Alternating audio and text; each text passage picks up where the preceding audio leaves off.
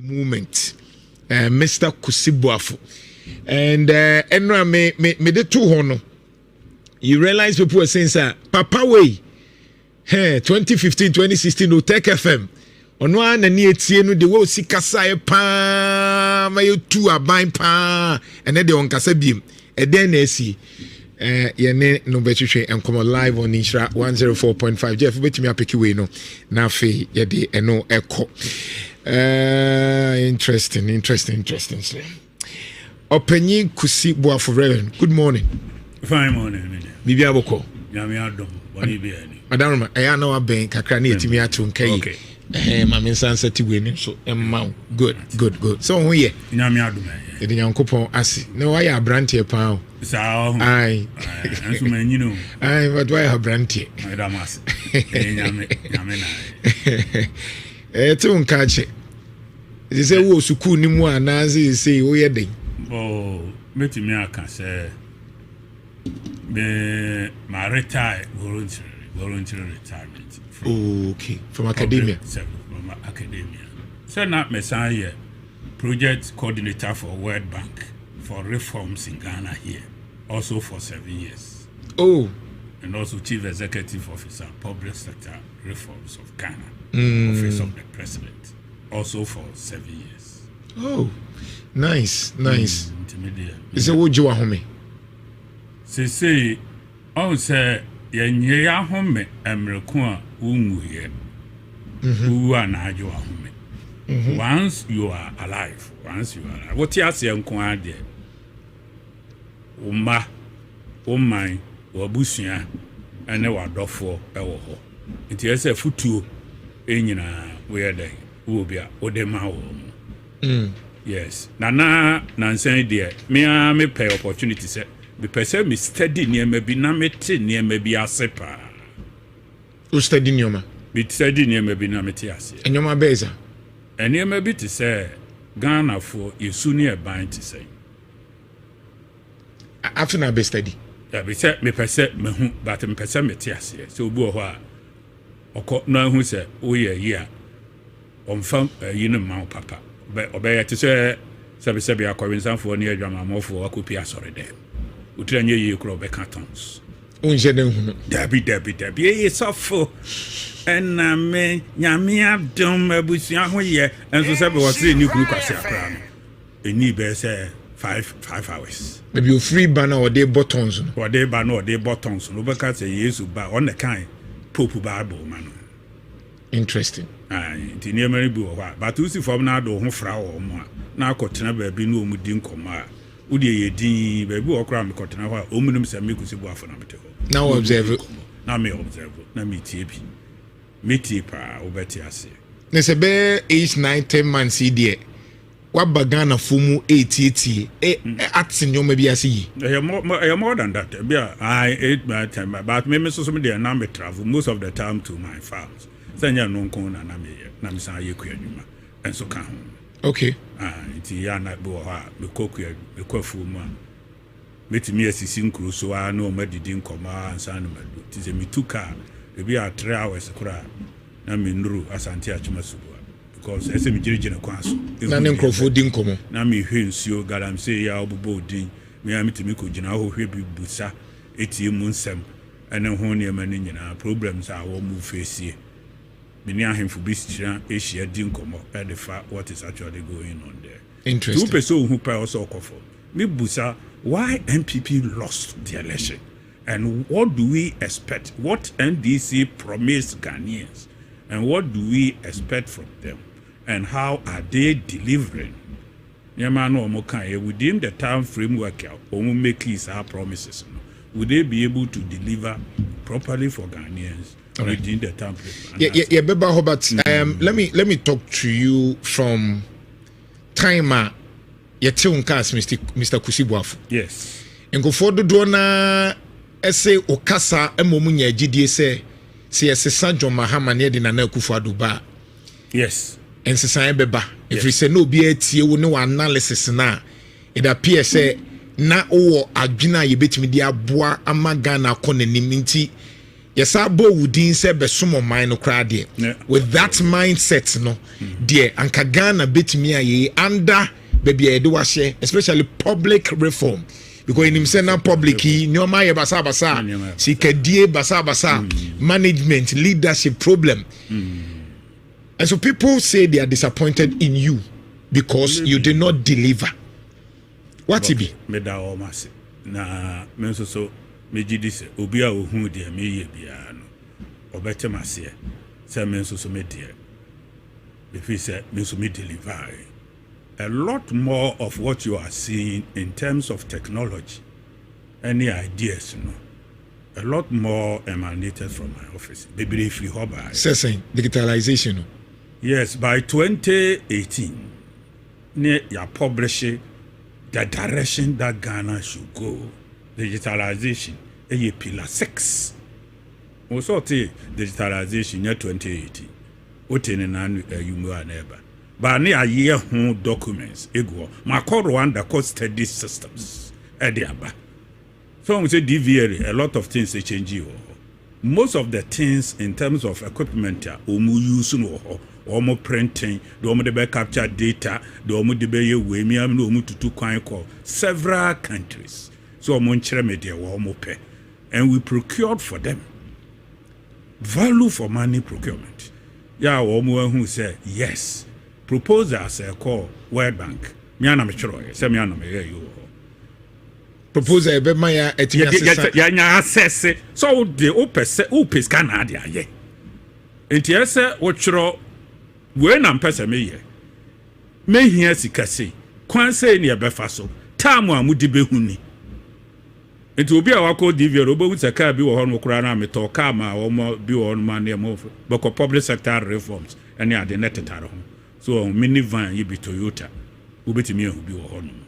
I said digitalization there. The nima Mama Tia from MPP was Dr. Baumian and Dubai. Yeah, definitely yes. Dr. Bamu Baumia. Yeah, there you could so. But say or by 2018 there now on yen Adrian Crasser or Baba. No, I am Adrian. Or no best a bigger picture of the issue. And I will go uti no your mental health on KuroYiMuNsem no edit to aso the amount quickly na afi ne akechire nyina no yetumi abo ede amount na yegusu a yehwe emofra no wonmu enyini ene adwene mu apomuden ho nsem no se de ya na esi ekro enti enum nkomo na yegusu a ye die no na yahwe eye mfinhia no efri eye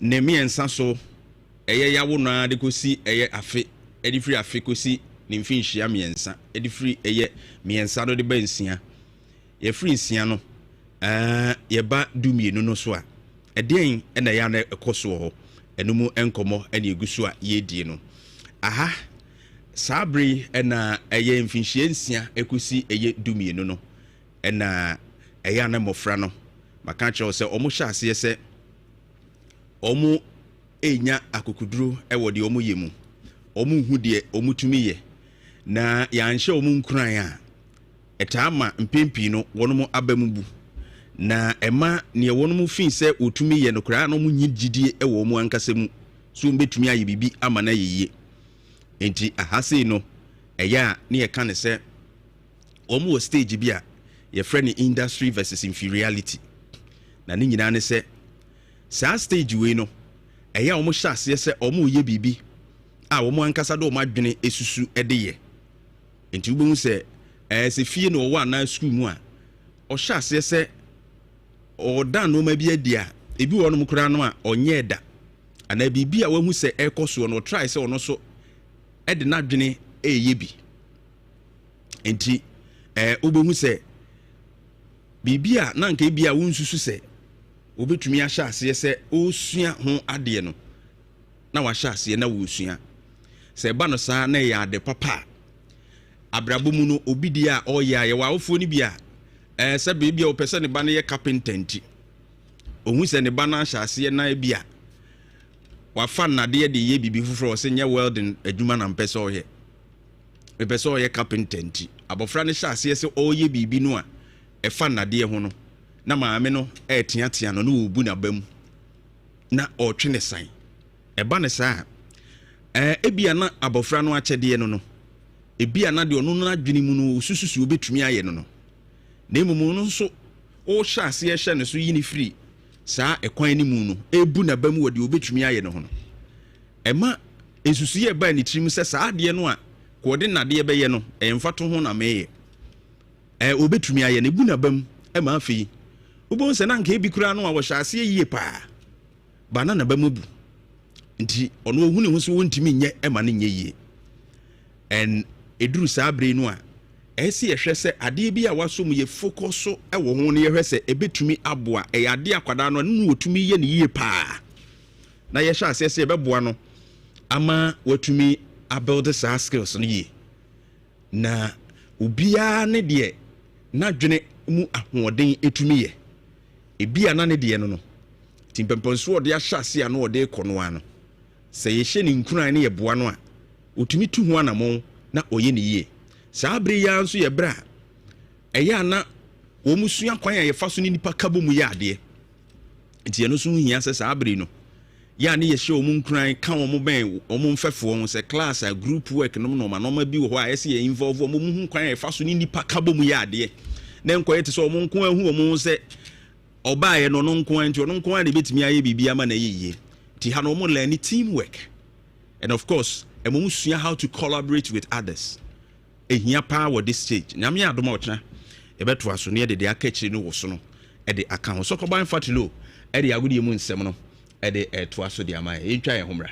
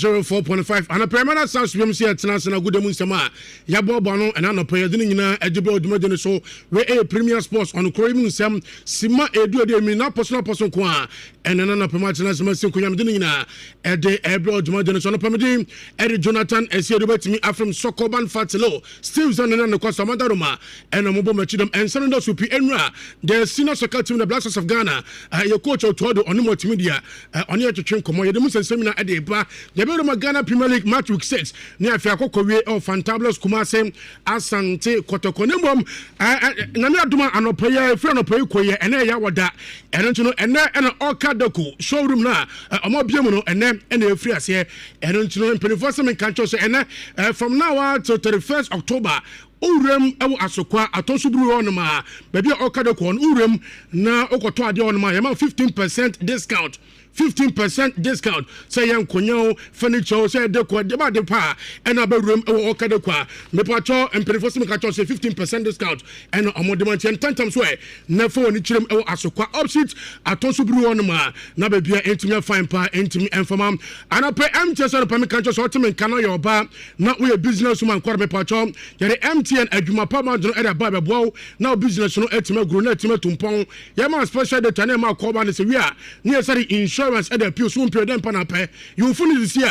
Number *5060# star 5060 hash na wo san timi ka MTN adwuma pa ba dene bi na bebia etimi fine pa entum fama ana portmenka na obatu kwa na ro na chirem awa brochirimam na emofra ka ho para mehram e mo no Emirates economy class no esan se me say you plan inside now you ma 250 dedicated case channels ha me ba cho abafra no eto nche no bo na ni akoma ni asama no to nya afra abafra no be so opi o plan inside no be tete mama ye dada da bi eno chiro batu kwan na ro ne be chirem awa brochirim na mo fra ka ho dia mehram e ma no Emirates economy class no na be bia timi fine pa informa bodem to see a emirates.com na be cool flight no na be bia timi fantastic informa bet to some countries we no e bet your was Michelle ucha bet to our sports no so and I say casino no so no now we say any points no bet my comment no amana e sika no bet my yi and I say bet my dem now we say na twa bet no to twa bet for Michelle e man nya bet you funu see a na about www.betway.com.gh na be bia timi fine pa informa blood stars coach ayo opinion for Otuado na you say Ghana 26 World Cup no ye dem tintima ye pa no and ebusa coach funu Otuado say nyame adema World Cup no any for pan opose yeduru also nen da so nyina say ye be wrem on local stage no na be bia so etimi fine pa etimi e di amaye. I like the positivity that, especially also him, showing. It's so good, positive thinking and our strengths. But surely me, I have to be realistic, and we have to take things step by step. And number one aim, which is very, very important for us to survive the group stage. Once we enter into the knockout stage, I know that also everything can happen. We want to go to the knockout stages. And then from there, like I said, for me, anything can happen. I can't say it's going to be a finalist, can't say it's the quarter or semi or whatever, but we have to look individually because we don't know who we're facing. So it's difficult to say we'll get here or there. You know, it depends also on our group, how strong is the group, and so on. And because at the moment Ghana is not really ranked high, it's going to be difficult. But like I said, if we survive this, I know, coach, Adam Black Stars, Otuado, and Otuado, and then Abusan said, goalkeeper for Benjamin Asari, Otuado said the Federal. No, you'll be on say against Chad. No goalkeeper for Benjamin Asari, so no quarter post in Rabakwa. At this gimna that Dumina, everybody in a bench in the year, I was sharing the size on quarter podium, or side bench in the back, I can't put training, Nanya is a cry, and no, and a number of one days on quarter podium, and from the senior soccer team, the Black Stars of Ghana.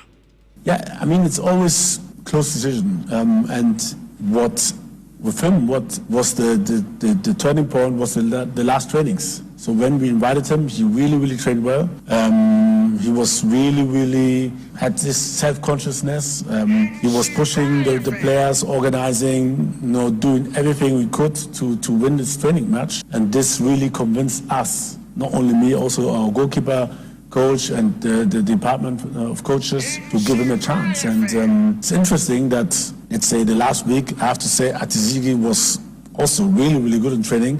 So the goalkeepers are pushing themselves, and that's what we want. And the same with the players. We want a solid, natural, and a positive concurrence situation. Na ano ana yebusa coach say among for Brenaka say obaton so for players now. Local players now, foreign players now. Make sure so local and so foreign on. Make sure so local but doso kakra edamaye. Or see we wunya say obaton so for local player and as a foreign player. Nimum the young partner so obaton so for the best one. Say be any panel form no to nsa and so at me at the afreno. In general, I don't think we should look about who's local and not local. Let's say next week somebody buys Prince Uzu from Mediama, then he's no more local. Within the week, it's the same. So we have to look about performance, and I know that everyone also wants us to have success. So we have to look at the best players, and the best players should come, whether they're local or non-local. They should come.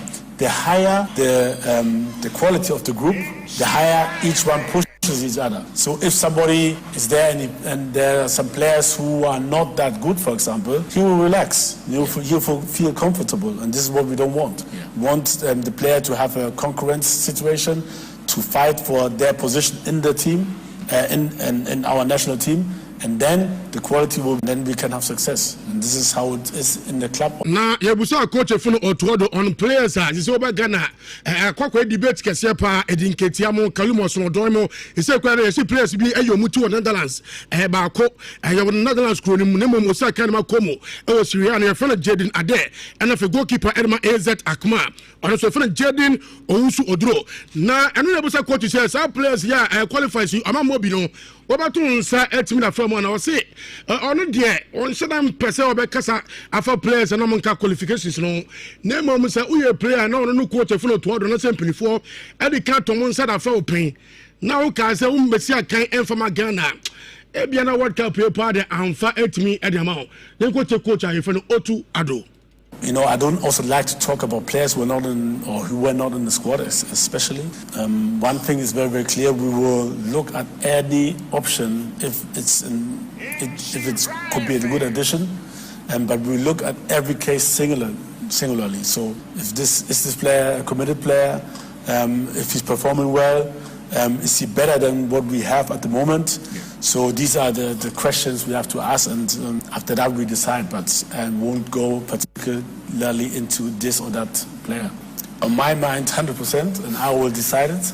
So it's very, very important that he's committed. If we have contacted the player before and was not willing to play for us at the AFCON qualifiers or at previous tournaments or whatsoever, and now saying he's committed, even though maybe we called him and texted him, and it's going to be difficult, to be honest, because I think we as Ghanaians also have a pride for our country. I know coach Edema Black Stars or to Ado and I tonight coming through on me.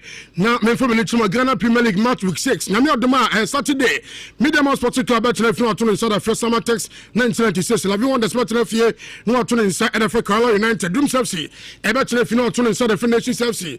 Now for the medium consider Brekum Church at telefon no to inside the France to folk, Beckham United, Bachelor Final Tunisa, and the Fred Vision FC, Hall United, a Bachelor Final Tunisa, the Fred Donner Stars, Sweden Blacks Bachelor Few, no Tunisa, and the Fred Basicoli Stars. Now for your Monday, Began Go Stars, actually Final Tunisa, the Fred Pando, Heart of Lions, Anonymous live commentary, a GH Sports Live, now and 24 the bar, games a better commentary, and so. This is our own. Let's share it. Oh yes, Ghana Premier League. Yes, we are doing it. Say a more than that day. Nyamia weekend. You rebel match week 6. If you say Nyamia Duma Mementa, our Takwa TNA Park. We are a Western Region Derby. Medium Sporting Club versus Summertex 1996. And pay a bigger. A 3 p.m. 2:45 p.m. sharp. Not GH Sports Live. Radio commentary. No, Yade Bremo. Na Nyamia Duma Kwasiada. Oh, Brekum Golden City Park. Brekum Chelsea Bachelafie, no Atunisa at the Continental Club Masters Phobia. House of Folk, Side Gemino, and Mumbai Association, Essence House of Folk, Ewakushamo former coach Samia Bodu. Game at 3 p.m. sharp, 2:45 p.m. Not GH Sports Live, Yashasia, Tujano, Edemamo. Yamia Duma, Edwada, Bibiani Ghost Stars, the defending champions. Ebetunafio, Bibiani Dance Park, no Atunisa at the Inform Pando Heart of Lions, and we are nominated at 3 p.m. sharp. Not game at 2:45. Now GH Sports Live, Radio Commentary, no, Bremo. Baby, I Ghana Premier League, no, and why you put to Sabontuku, and why you Benjamin, Swamanya Fawujim. The winner is ordered to a favorite radio station across Ghana. More fun live. GH Sports Live, I can't radio commentary, and more day, and more she, I have fantastic. Now, Namama consider our class sports, Fantabas Kumasa Santi Koroko, and in work of Morocco at the Baton Thompson, and Southern Koto company for about one today. So I'm right back. Abrante for Shaibu Abubakar and no more training na Abrante no and so kwakunye ACL injury. Abrante the side game on to me NCA kan enfama Fantabulous Kumase Asante Kotoko. Sanada supi nemom emanation na fenwa share 9:30. Awo be ko be jofo nyina sekunya na the Insura Power Sport Model Kasepano and so etimi adabro. A special good morning and confirm na Kwame ewo Santase Total Filling Station opamdin and Jonathan Esiedu betimi from Sokoban Fatilo. Me sorry so na Jantuah ko atwa so me KuroYiMuNsem nyuma de no etimi ade ablemo.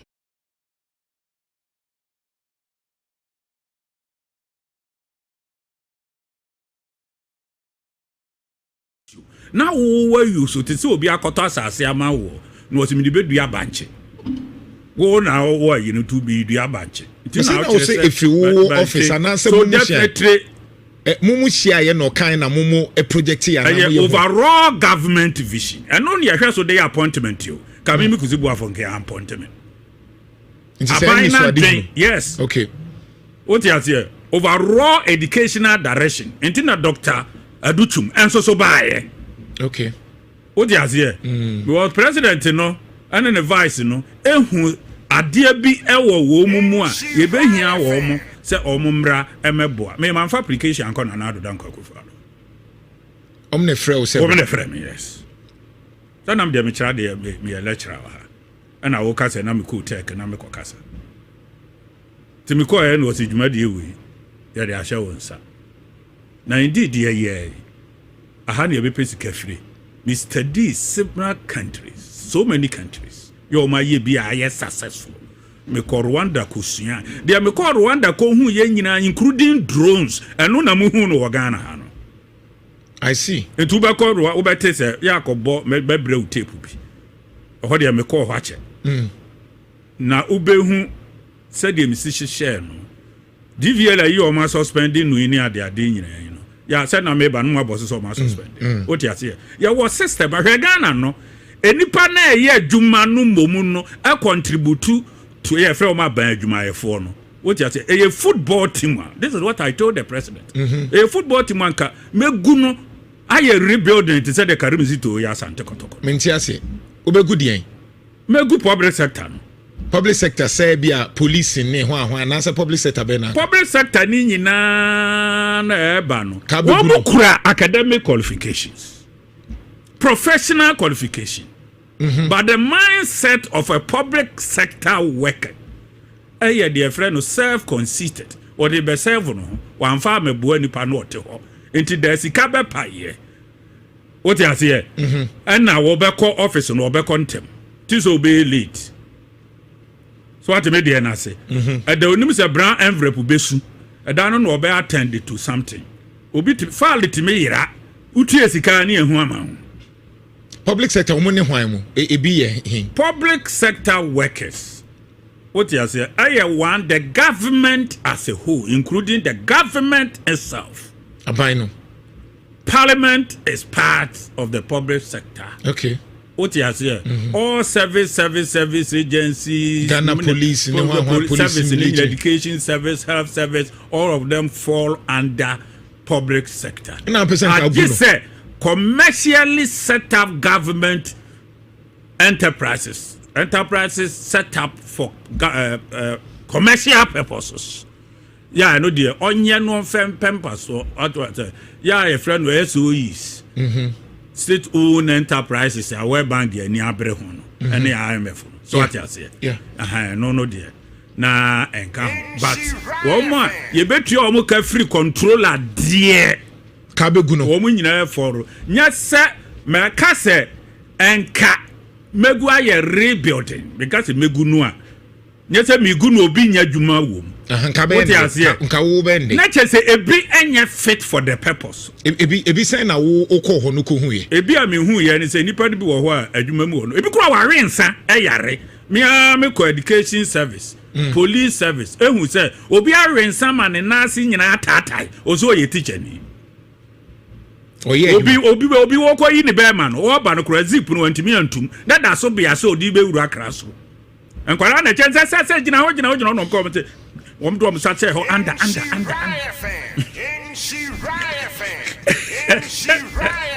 ewa hafu area me bokro ni dina e be ha adwen just o yare no chira de ware nsana se na adwen they say bi no call rehab.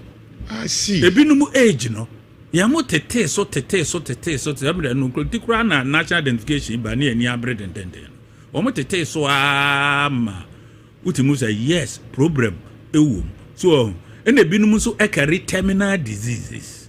Okay. Ebi ade ne beko. Enti na na mo ka DNA no ma ya na mo bobo so no. Na ye ya akonya de friend no family tree. Sa na ye ba be use Ghana you know enti na akọ hospital. Ye introduce we ya advice no boss so edin bebrebe no. Ya wo kwa wo file kura yitim peke no ho. Enti so yare wo bi atamale kura ya wo kwa kra information no ho. So ati. Eti yenim obi family tree. Wo ba be hye wase etu ntimi nkwa wo nchen Ema yesi ye nim akora no ya ye DNA no e de ahye udinase ntimi nua so san akofo oba bi wo ba bi na sebe wo san ne wo a akora ne din be hye he ebeba be hye wo de na se ti na wo register ebusa several questions na da wo yiri be mia ni say fe na din na ebeba no oni na wo miensa na mienu abeka ho na wo busa say efire he. Hey, will you be able to answer? Nani na ka reforms no ho. Nani na ka ho mi nua ni. Mu di DNA ba reforms ni mu. Na DNA na ama. Ebeda no atrisi family tree no. Amwo hu say yare ewe na ewom. Enti se nipa no kwa yare se oso ya ba adwuma da bi okọ hospital esa mokọ na mokọhwe saa de no na mohwe ni history na ayi no ebi kura na terminal disease na se ni nyina be kọ computer no so ebekọ so enti ese ebo na Jantuah na ku o bia be ye pie ni nyina be ye pie ba kokura ni ho se oba na ane no wo ye ne nkasa kọra anya ne papa no enti wo te bia kuma se wawo akra ye body na ebepie o mma ba ko akra na beboa o. What's a beboa? Sanke beboa na. Definitely yes. No ba no so a when you abre ade na Jantuah ahye ho no. Ka hunu sa wona nso so na nyinsen ye. Enti say DNA no so be show. Because de bia ya mo ba ha ma me fi ni ohima mo ta de bia wo be say be ma na say anya ne ba e no ohwe no. And ohwe no. Please say ye DNA now. Between 5 to 7% of marriages will collapse in Ghana. Menti ase. DNA ye gitum say anya compulsory ansa no aye Ghanaian. Ye nyina ya ji obi enya ne ma odi ase aware begu aware be 5 to 7% ebegu ebetumegu nkofo hwe nkofo ma especially first borns ene wo mo maja wo mo tututu akwan no Yesu ya na ya yi no a ene bibi obi omunyinsa na odi ahye o yesi na odi ahye na se bia boga ko be 5 years na bia wa baba ko no wasan ko no ababa na te afa so nti wo mfanya hwe. Say footballers be grow mo chire wo mo na nsem hu hu. Ni azati aze. E dey na kofa buy. Enti eno ye part of the but ye implement ye. Also eno no dey enti na me ka say eno no be here very strong public orientations. So it has to be compulsory. Yes, it has to be compulsory. But that's a good thing anyway. That is a good thing.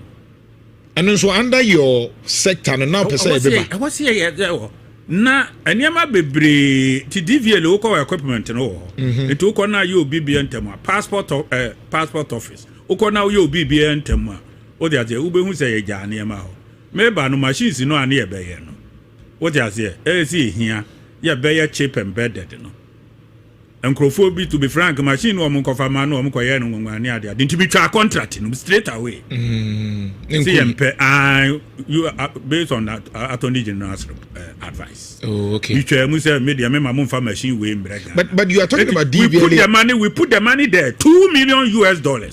Yes, and the call back e come World Bank. E dis kan koto what you say Central Bank of Ghana. Na so ma yenya aso mfa so. 2 million no yen twen the next government here obeba no utilizing money no ndi amumu so okujeto na na okwu ye nani age nani ade na se muje sika wo ho e ma ban I left a lot of money so mumfanye sa yan fen to ho awaiting me say ye ma contract no ye koto aba it could be 50-50. I'm a true Ghanaian, a true patriot. Anka ubetimi edi ama de besiasi. Oh, definitely. And yeah, it didn't have the better crama so now they about buntimu de senka baby. What's it Debbie? Dabi. Maybe your auditors are a chartered accountant by profession. I see. And so on to minim sanya menina. Anka betimi afa kwan bia so adi but o se wundi. Oh, my principle need me because the metia ni say wunya sika wadi sika enti na wami anu a wuntimi nkasa no. Me nya sika. Eba me de Uber na ebisi. Don't ba hu say manya Uber. Uber na me de buy. So, but say wudi sika. Me na me surrender buy cars about 2 months before the election. The attitude says wudi sika and now you corrupt. Me nyu obi baby. Na kam you corrupt asanka me na nya de attitude na kam na nkezi edi ka che no. So the reform no eye hu yi. Reform say the ye hu die ye hu yi say. Me na me tu kwan a me den sesaba me ama ntu kwan me refund o musika ma o mutua ho interest number of days ya sika ne ba me ho no mo a bibi ntimi anko esan tua de ma ban receipts no ha sisi a we dan bonya tamu be me kura ni nyina wa ha o ti azie ko agide be kanu sa de ma ban yeah definitely to go back me negotiate e save aban no more than $3 to $4 million. Adeɛ bie ni hɔ a where bank kura approve. Me ne wo mo tenase ekope experts ba tenase for renegotiations. Really? That's how no mo tenase etete so adwuma koro no a etete so. Na dent no anka because what tenase ya de yetia ne we ska reforms no di nyeska Mr. Kuzibwa fontimi nkasa na no afonti. Na bi ohwe me ye adwuma koko me obi ehwesuni emfa koko bags ya onya ye entene dwabase eni nsadwase enwananum afuo ni wono. So okay. You give to your bosses. Me nye obi a me wo penny a me respect penny. I don't take anything out from my leader. Me nye nipa me showcase me ho sa. So overhand obema ho sen public reform on. Public sector reform in terms of funding.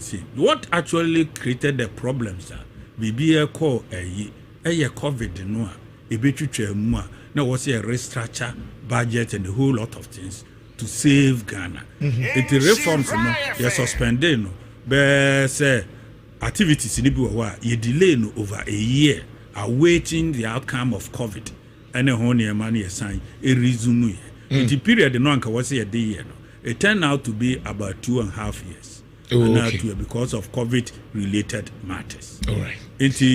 Me dey say me a teacher ni. Sometimes I don't mark myself. Okay. But me I can say me perform very well. Yeah, obi enim say me perform very very well. Me man catch up with it. On say we am I right in adi. On say contractor me ma price water out no. So no ye gender action plan. Yeah, the be empower emma. Ni nyina me ye. The next thing ananka me koso. Yeah no yina me e kwan. And a professional indemnity insurance for roads in Ghana, especially major roads. Saka Kumasi to Accra, Kumasi to Tamale, NABS Sunyane, Kumasi to Obuasi, Cape Coast to Cape Coast. Then maybe Accra to Takrade, Cape Coast.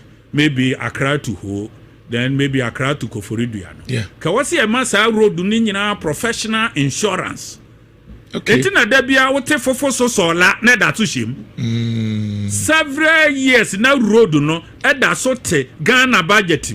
Nso ni enye. How much is your money in terms of road construction? Okay. How much do you have how much no allocate say your dey be ya kwan? Isa.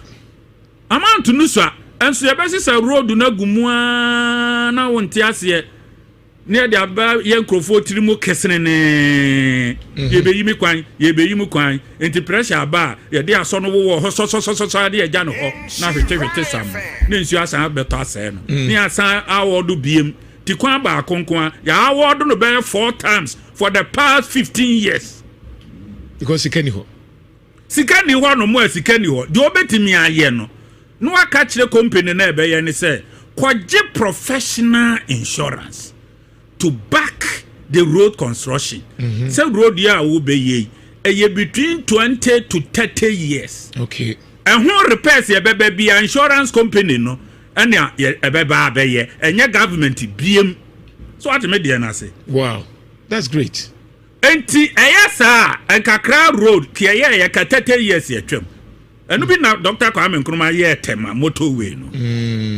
Enti nanka ayasa be priority a year. A certain example so my na nya say portal be into company na be ye insurance company no who were to pre-contract and the premium na ma no and na e be ye sa de no what you say insurance contractor be ni insurance so be say why you road ni yi one should have gone to contractor no and I say contractor no e beje e de atu insurance no usually become contract pardon entwa mumu kwa na nkrofo achedi. This is the problem we are going through. In Kenya, Bayasem, yes, a quana say Abame. And can major rose and can o ya the Asancrofonsa. What you say? Makosha Kwani be, go Trinidad and Tobago, a biwo. UK Krumu will be. It in police, Petro Kwano, device or an insurance company, no Yabanpo Nato. Insurance company, no swap partner police. Security agencies into omo patrol kwano na redi road no ma wo mo epekema wo mo computer say ahebe say tokrobia da ha enti na yesi abruchiri e kwan da ho ba bi pa ya na ye insurance company na system no wo ho Entumbe hu ani se ne obi emfa ha ye be maintenance. Entu wontimi hu pothole for more than a month. Nti aban woda because you so be sa issue. Kabanya tenense free major roads for the past 20-25 years ni. But when ntimi anye because of time. Definitely yes, but I'm still pushing. So was here yes adie no. Enti say da bia Kumasi Accra road ebeda ho. Kumasi Sunani road. Takrade Accra road ebeda ho. Fofo so la. So to Tamale. Borga so bede da ho. Ansa na nketenkete kasa amredi ankade aban de ya abai ka drip yi abai no. Ka concentrate wo rural areas ne ade ene yi. So kasa amre kura no nkemfu mu kwan ne tractor kwan ene de ade ba bia di food staff say ba ena ka report ya ho adwuma eni kuro nketenkete nko benya sika kakra no nko betimi de aye what save da. I agree with you. This is a perfect. I'm an engineer but I'm engineering we I think it's a very perfect until America had study professional indemnity insurance for road construction. But I think says I didn't win in a bureaucracy no limit because a buying system, yeah, and then I can sorry for me because na reform so na make us a buy no correct can hu. A buy no correct here major. That's it, ye do ye di. And the experience of Cropon by say yadom, Yadawa Kumasubiano, on found no more no pay. But Ghana hold that unity near Transe. See a bidding komopi. My main fact, I would die from Con and Coma a year Opuku Farid. And then a year birthday. Happy birthday to you. Opoku a year Farid. Dodwana Fro teacher Sabato. And then a year Wawoda Kukufu. And happy birthday to you, Opoku Farid. And another one to Antoinette Ajeman. Also a year birthday, Antoinette Ajeman. Mameya. Dodwana Idiom de Fro no Mameya. Oh a year. Bremai, happy birthday to you. Africa Kaku Abranti or Kaku no. Also the cake in the bebro. I should be a kama. Until me bonne kama. Said you were hamming one. Me bonne kama. Happy birthday to you. Mamia. And okay. Gerard Edward Kakari Mensa and your birthday. Enti Gerard Edward Kakari Mensa, happy birthday to you. Golden Angel School amehia eho ena oko. Happy birthday to you. Edward Kakari Mensa. Nyame shawa wodano sno nya okese pa ifri wa wofo ene abusua ni nyina ho. Ena yenuaba Edna owo a traffic also my happy birthday client service or my happy birthday nyame shaw no nyo kese pa ma nkwatentia ahoden ewum na bibia enkoyie pa emfama ene yebekọ 1 week yebekọ akodi na wotwe da na ya de nyina yebibia nana osei Jenin managing director Donyina Contract Works Limited papa ekọ ne create na wotwe da no ene eba so ewo eye Donyina de background so nti iwi ya kra de ni bechirim ho na o say Jenin 1 week no atumi aye sronko kra ye nuaba Josephine aye ne no nyina ene wa ha ne papa nimpon ena eda fam nti ene adofo ni nyina emra na ye nkohyiemu ewo Donyina de backgrounds nyina ebepiem ho na Yakobo aye nuaba Josephine o marketing department ewo multimedia ha na yenyina yetumi aboama na wotweda no aye krabehwe nti wo tie ne na eba so yenyina yenkobo aye nua na bibia enye fine pa 3p garlic mixture edu papa ese wonom oba kone bibia bokode nyamia domboko pa piwa fu nyina ho ye obia ho ade wonderful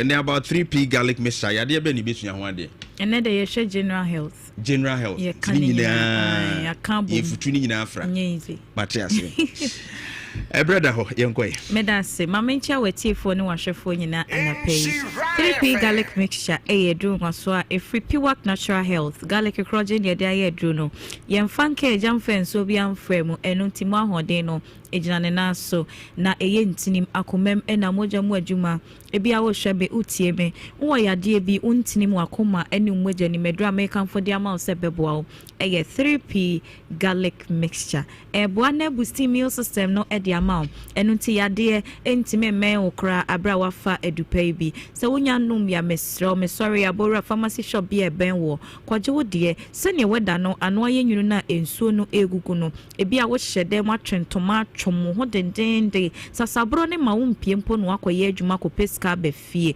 mesro pedro ne bi no nom ni nyina ebe free akọ na nso ho atimi asisi ne ho so kama se ne medi kan ye no general health ene ne ye hwe enyarewa hodo adro ne sano ena mebobo so ede achio na sana no je doctor number no ebi a wo ha obi ade bi atena so ache wankasa opesa wo ne doctor echweche nkomo na wo cheche mu echre ne de a Freddy Sisia no beje so e wo 0248 92 88 24 0248 92 88 24 said ya na ye kase garlic e ya de a wo de aduane de ahode bebre wo mesan ya de pi no e ya na ye no kretrodo sana edroyin so etie aduane ni mpo de o de asija so ama ahode no ebi atie free so edro de enka eja o ena nsuo bia nso frame we ya twene direct ena ede ayenti ahode wo mu no eye sonko kra esan ya de pi na wakoye nipai de bia meka esese moja edi afrisane ewo mu ote wana moja entime nkoma ewo nipadua ni mu a na de yade ahodo pi ena abrew na ya na ntine ne nroba ahodo na moja no efem no eno na ehia se emu sisi na emu ana ho a moja no entime mfam nkose de ese ebi ko entime nko wonse bia fa nchan na kogu ba bia nsese nke bi kura egu de entime anko no assign na chi akotai fa ko yade be na wa hwe de beba pressure yade no ne be ne ho adi ewo nipadua no eso anopa wutie me o hweme ya bodi achew o pressure no ewo so wadwene se moja broso moja na ayema ebuso me se onye moja na adoso oni padua ni mu na emu moja na entimi ne afusane ewo oni padua nim enna akofa sa how no ede aba ebi a wota di anwa aduane sade number bre no emwawo ada wontinim esisi ntinim ememu mie na moja no etimi ede afrisane eba sa ekofa pressure ya de we edeba edrobenom eye 3p garlic mixture eno ene beboa abo rent ne no be ahodo nim eyi sane mane nyina free ho na moja no etimi ede afrisane ebi a wode eye stroke ya de esese moja no ebitimi kwankwam we wa adwen ho friend cells no eba sa emframa eni nwane no adwen ni hia no eno so benya na de djuma nemo moja na ntimi ene afrisane enu ho a wa adwen ni nyamframa ni nwane no mfa ni djuma ti adwene jojo na ka ni pedua na kwa no enna wo ho a osene fa nyina ewu obo na wonte uti na wonte na ese stroke ya de no adan ne ho adi ewu ni pedua ne so edoni e 3p garlic mixture anopei pebito na bobo na emua enyum fi sa stroke ya de ene wo ha a ewu ni pedua ne so ni nyina emu ebi a wo de eye diabetes asichi ya de wadwene se asichi bi ana dokodoko niema na wudi no ena akofa sa wo ha no ede aba hwehwemu bia ni wa edi abase esichire ne dokodoko niema no ene ma yenya esichire ya de diabetes na emum ya na yetufo se we obi a wo esichire ya de ni bidia ene na esichire no emfaso obi a eni so emma enuane fa na yedi koyem no efa na da ne glucose na amaya hoden adibi oni pedren my friend say insulin eho ene se glucose no etena enu nti se wo ni pedua no entimi produce enough insulin ma wa glucose ni nya ba bia amfa na afra wo moja ne se sipe ene e kan se wonya sichire ya de diabetes no ebi ene wako hospital yes wo sugar level no e wo show anaya body acho wonya sichire ya de diabetes no ebi edro ba ko pe na mekan for the amount se ebeboa eno ane 3p garlic mixture obi agia tumpe bito nanonom na sichire ya de nti obi mema yom ekofom ye twa obi nan ye twa obi nsa enam se yo na ekrokra to ho ane ko eden pa de bedia ne se bebie ekro ne to ye no ye nkotwa free ho se de be ya nso ho beto enti ni akotwa mesro ntena ho ema ne na ne so asem ansa edrona ba se ebeboa ye nyina wonom a enje wanum na enya ohwe pebito oba nom bema enso enom eboa oba age no efri efichi kromu yaw no ebia na wano no mu no ni bia ebibidro abrofudro nanso yaw no na wote bosome so ya na obi ehu sa obosome na wawure mu no esansania yaw no obi abete wonka mesrawo ebia na moja na bobontoa entimi mpie yie na akofa sa yaw dendende sa ohaw no edi abrew unya 3p garlic mixture dro bi na no ma ebeboa eyiwa free sa ohaw ni nyina mu oseme wo menstrual disorder die ntina uchima no ensisi so yie ebia birth control pills umpese wunyi nsenti senro no awofa no emmoa aboa no na enya nsunsuanso bone woni padua ne so enu ntichima no eba ensisi so yie ana wotenya miscarriage mesrew edro no eye 3p garlic mixture we be man so dia prostate no awbambo be mu a ehu hia me pa oni oba edi nnamu nhyiamu a ensuo na ekọ oba ne ho na akodane eba ababonten no eye prostate no na ehwe aye sansuo no edi ama entna omo how bi emma ho afi oba Johnson no na ensuo bi aninya kroje edi akire oba Johnson no osemete ya wo mebe manim metisa mebe ma no emu hyehyeme agisa mechima ansa na Johnson no aba Johnson na trampo na seseme sore ho no entwa de besoso wo akire kokosa entwa yie o prostate no ehu ka ene kofa sa o haw no edebrel edro no eye 3p garlic mixture pebito na no na emua enyum frisa ohaw ni nyina mu odie eye asthma entihyewa ya de ana obre ajonso ho mesel edro no 3p garlic mixture wafu esombro so na opese etwe unum edro na be na ne srade ni nyina de ababonten sabi waja onan na ebi akamumpo na opedupe bi enonoma ni nyina be babonten kama ama wonso wo ho etimi ato na emum de bia na mekasa wokoto edro na hye ne nso 3p garlic mixture no ewo toam ehwewa ebo garlic eda ho no eyekoko na edro ni tini nso eyekoko mesel channel so edro no wotoam ehwewa ebo garlic eda ho no eyekoko na ne tini yekoko enu nti ukoye no wafa plastic bottle bi dia maw eye garlic mixture ana ye 3p esanyade a wobodi na be mesel wote garlic ne ma ne na adaw se hunu niam amabobo so nyina wa edro ne ho a enye no akọwanim kwapim se obenya enu bi ato enti sika nkoto bibi ede haw ebebre wa pomodin bia afe wadwene ya wontanta ebibidro abrofudro obede no anom 3p aka eno na woda so ne ho ema ne haw wode ato edro ne kofie wonum wi a 15 minutes edukro na wo wonno obetimi asan anom a enkofo haw emre wa pomodin enye na bebe eton edro wo man mu pharmacy shops ene herbal shops ati se bebe ya boremu a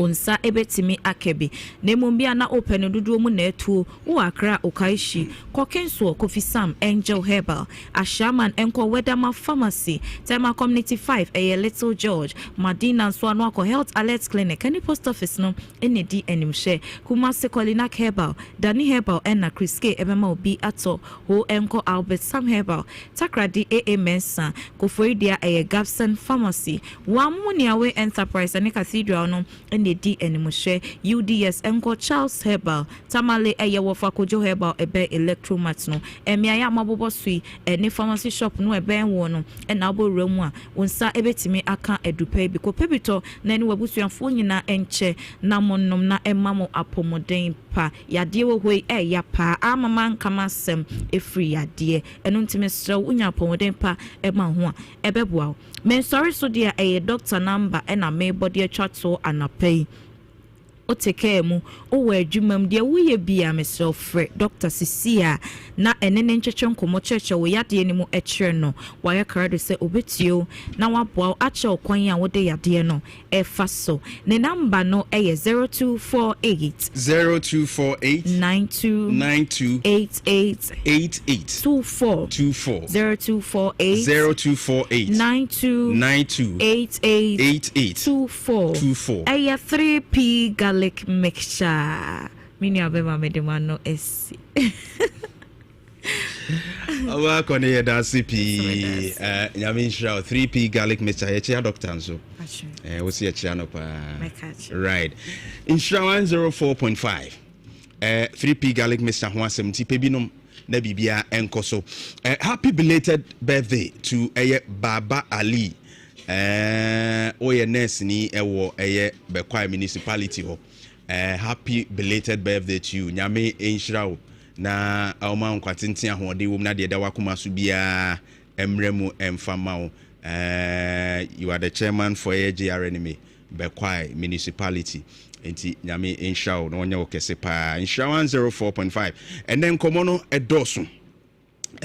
Yede ni nyina ede ebro na enen so yene openi kese ba ko bedi nkomo ofia ayese wote waso na wuti nkomo twetwe ni wie na nakwadwo Jantuah betrans brepam yede nkomo ni nyina bebro ba NPP wo mo a epre frankatuni akonwa no ede aboa ama NPP wonom de eye akopretumi 2028 no eye Barima Champon Dr. Barima Champon eka ho na wo se galamsey no ebetumi a ensuo to tinkeye pa enkiyemfa tabon to so se galamsey no obi anye biem yembane for 90 days na obi anyaye na nsuo na nka eto do ntimi hohuru ye nsuo ya ase ye ni enka nuru sa 90 days no na nka nsuo yi atika kra che se ye nya ne ho se de ete no a ne ye nsuo papa etumi anom ne de keka kan wa ono so na dwen pa ode aba no se 90 days enka beboa eno nsem wa ne na mu an no and I agree with him. Say you betumi ayesa ade no kakra di break kakra bia to obi anyai whether wo de ye legal we ye nye legal de ye me nsuo yinti na afi ye nhas ye mfa strategies for fra ye de mema omo kwa ye behwe ni ye a good thing and I believe say nka bebo pa Kennedy akompra ko Japan say wono pa na nka no ye candidate ma NPP 2024 na won tumirika so obedia tum se walusu sa da bi ko nya ni sa da hwe I just think ya kan last ballot ewie na ehia kukudro ohia obi a wa kukudro do ba kwa batuom Kennedy asem no and welcome na ense wo hwe a Dr. Alhaji Mahmoud Babu ebu nkopo akoyechi a abanan kenkan ye koso no a na wo se wo mu a MPP wo mu mfidi wo mu di gu akwa mu hwehwe mu no wo fifi mu kaka mu no nya de so obedi nkunim na attention wo system ni mu nti no wo gi atum preko pese nkugu aba to obi anka na komanto ne yam na wagi atum a congratulate John Dramani Mahama na saa asem we na Kennedy na asem a wo kan ne se won de enko wonyi ntum saa bre no ko si se last ballot ye be kan ho asem aba na kire se obi ye strong ana kire se oye weak. How Kennedy describe how a chess will be a bold, a strong no. KuroYiMuNsem enkomodie. To me, two ways. Kennedy will point, but Umianso will point based on the circumstance the move be the canasem. Enti KuroYiMuNsem enkomodie bebre. And opay maybe me try me ho aba. They catch no door so China, Ghana, yenso yakọ ejinaye bi. I bebu amadwadi hunsem etumi akoso zero tariff no. I say China normal ba Ghana. And as a Ghana normal free hands wakwa. Diana normal duty a yede to so no. Wono behwe se yemfa duty bia ento so na hu nsensem no adwadifo no mu animdifo pi no anso akasa bi kire se we no wan hwe yi a China normal no kura abusu wa ha ene ene ese no be yete se China baller wa ha na de keka aka but ni nyina nso bu agedie yeba etwan ye ho aba semi also go ma dwene na Parliament required major reforms. 10 minutes and work as I say what ebi na abo mi din work say Parliament requires a very huge reform.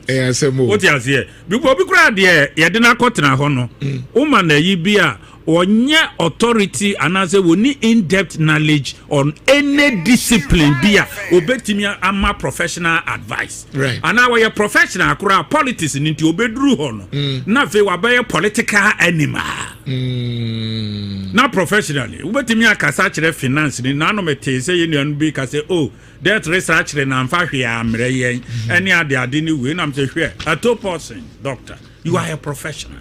Speak like a professional. Maybe could see what you mean Kasa and 5 mean to mean 100% NDC and you. There are things they did well. Even what they are currently, there are things they are doing well or might show intentions to do better. And also be any year. But there are things also woman any year. This is how you speak from a professional angle.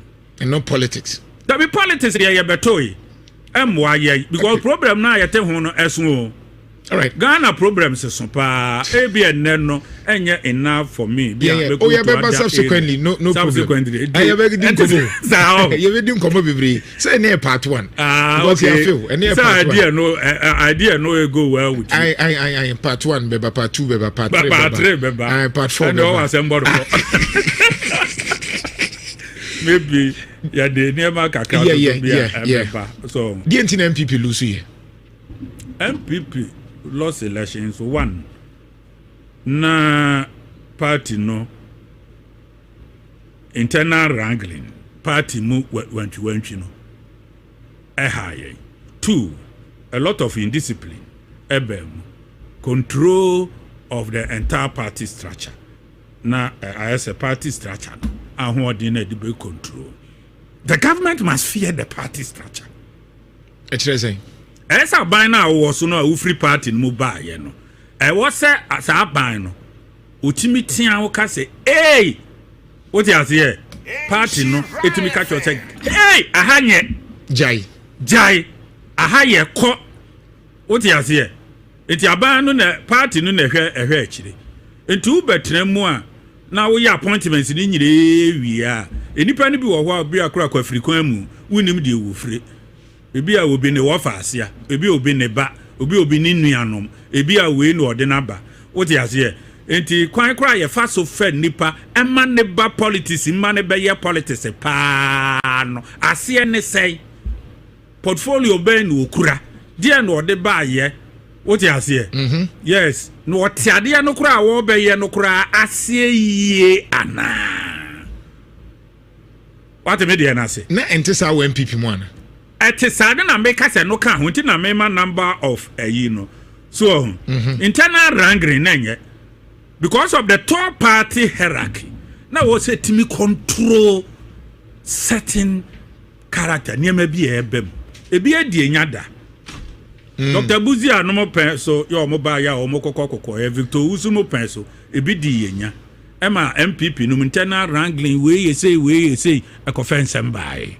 So at media na say ema party no emu chiche ema ebi kodi UNC and son of Popular Front Party and then UNC no so you buy a convention cream pa William Eba oka Popular Front no UNC di ebomu e biti Dr.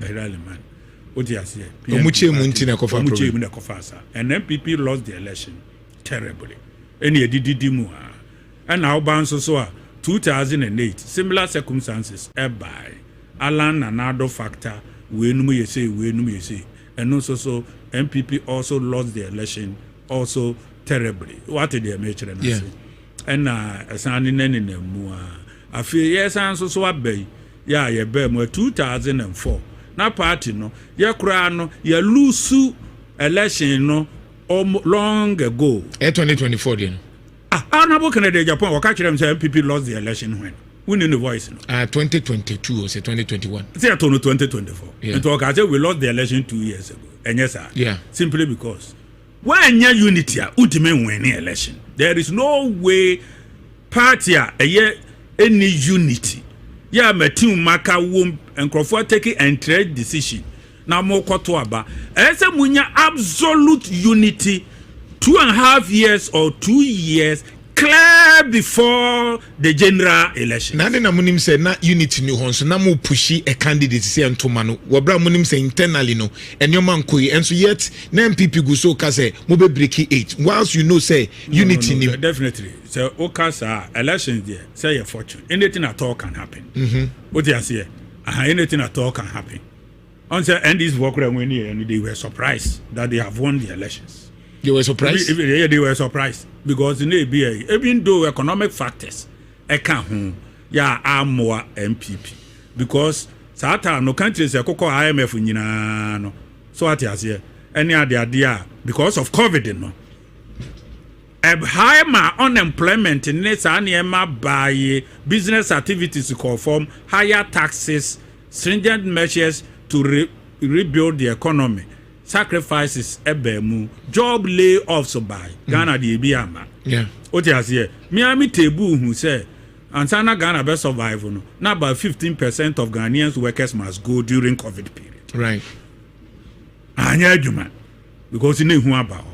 So say nipa hu hia ne nipa mu okotena fie wan hwe obi. Na ban san aboka to protect human being. We yes ani nyina no be run into excesses. Oh ba. Enti memma wanya economic upheaval problems aba. Currency no ntimi nya stable. Ena we nya yi. Ni abremu more.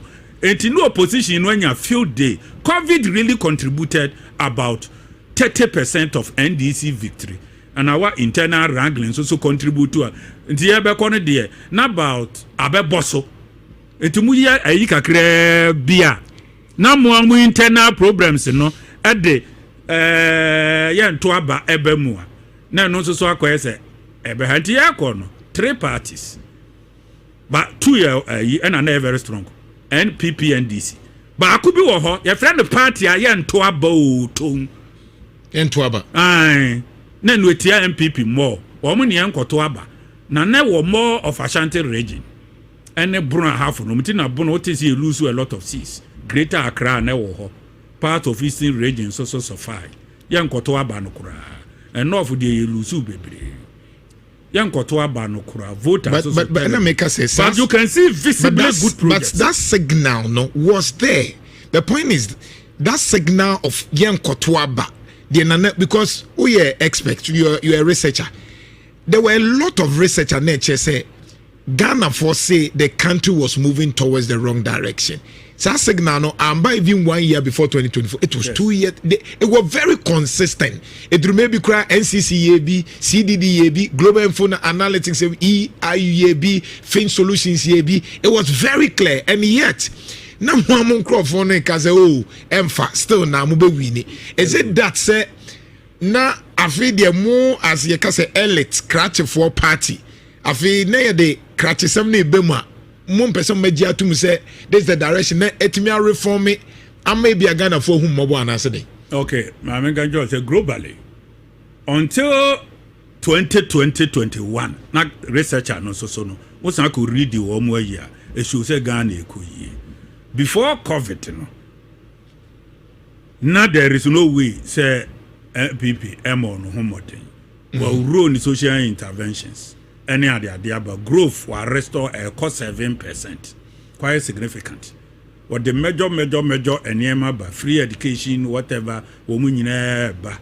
So what you say, drones we some they introduce technology. No many other the air bus system no. I feel na niemam camera. So ama areas nurses ya omo abotoa ani emfa omo adwuma abanya ahase efa omo including teachers na fe kwan mu yes smooth what you say nti die ne betwa abayira homam. COVID devastated close to GDP equivalent to 4 times the size of African GDP globally. Ebe say no what you say 75 to 80% of incumbents lost elections. Yeah, tono 2020, 21, 22, 23, 24. Lusu because of COVID. Kra. Me no work say na anu ya Gabon Sunday ya we lose election. What you say? Na anu ya mo pobea mo oluman no oko. O ma to etiano. Cameroon. So what you say? Elections. Malawi almost so lose election. Madagascar so the one day mo pray wake up no. Matese mo DJB another say they want to studio adwuma. Rajolina. Ono so odwane akotena Jama France. Yeah, o ma take over the country. What you say? Etiniema bi ahyase nso develop biem. So ewo bia sa mbre yi ni ade ewo baabi. Enti sa mbre no what you say? Situation no so a eba no.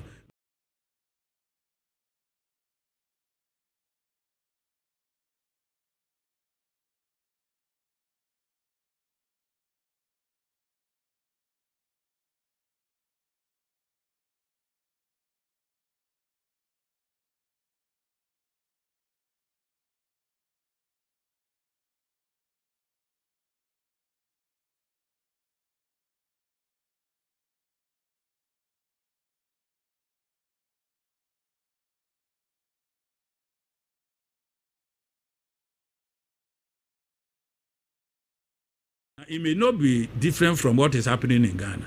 Into opposition. Kumbi be koso so hu. Na ni nyina ne se wodo hu be hyem. Empa ye efiada the 30th day of October yawada any fiada 30th and 31st. And the no eba so the Methodist Church of Ghana, Calvary Society Amakum Kumasi, and na onomode October Empire Kesiye no edition no ede bro. Tiwe Empire Bo Kesiye October edition no. Nyame adom ene nimpa eya ade nyina yie no. Eno na emu mpaebo no wo de besre. Sanse no anebo a Esther. So hu favor no a upie ba bia nyame nimpa no. Eno ne boa ma nya nipa ni mu adom pie ba bia na bibia koyi mu mpaebo omokobo asre nyame adom.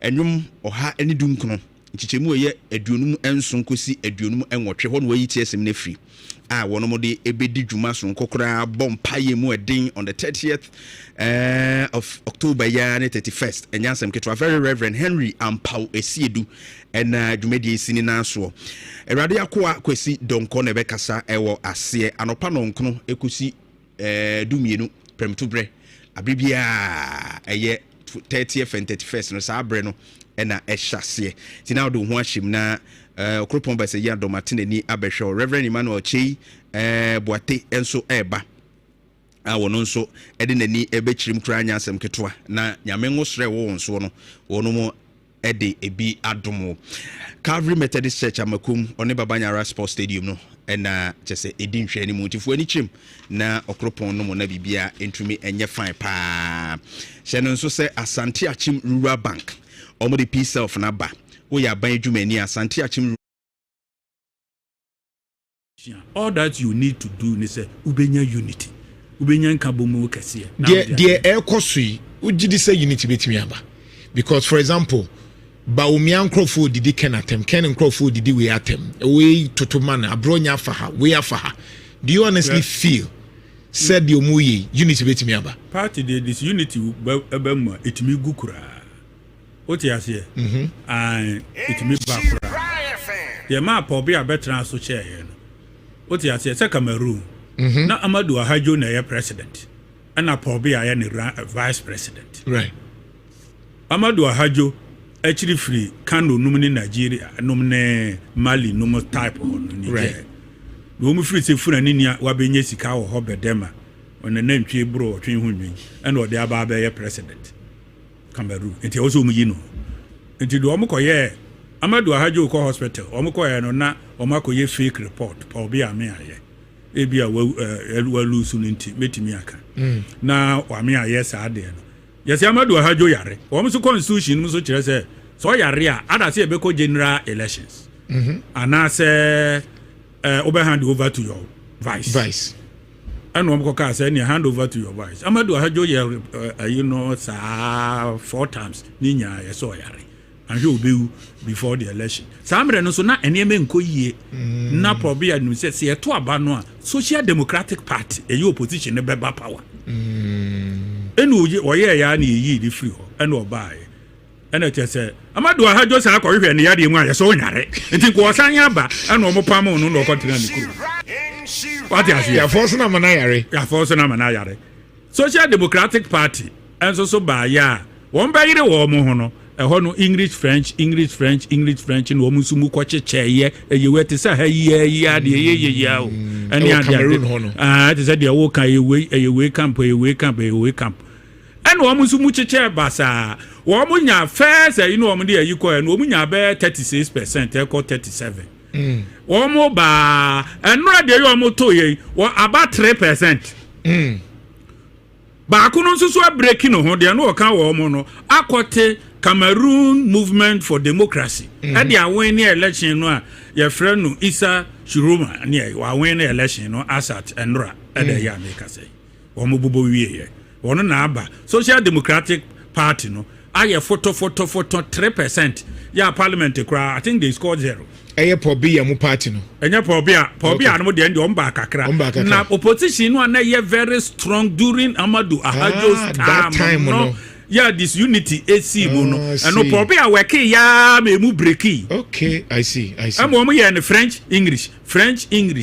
Yes, I want to say NCPP no. Acquire NCPP no. I say. But almost free for English speaking session of Cameroon no ba menda no. And ana if we because we English French speaking for no. And here mu achiche. And then no opposition na fa no. It is so hwemu a me kusibu afode. They want me for unity ma. We shouldn't waste our time on that person. Mo candidate no. Yes, and this I am winning election. Empo me life with this unity, my whole lifetime, I may not see MPP in power, even in this unity. With this, they mean we dear. Number one, Matthew or Mache.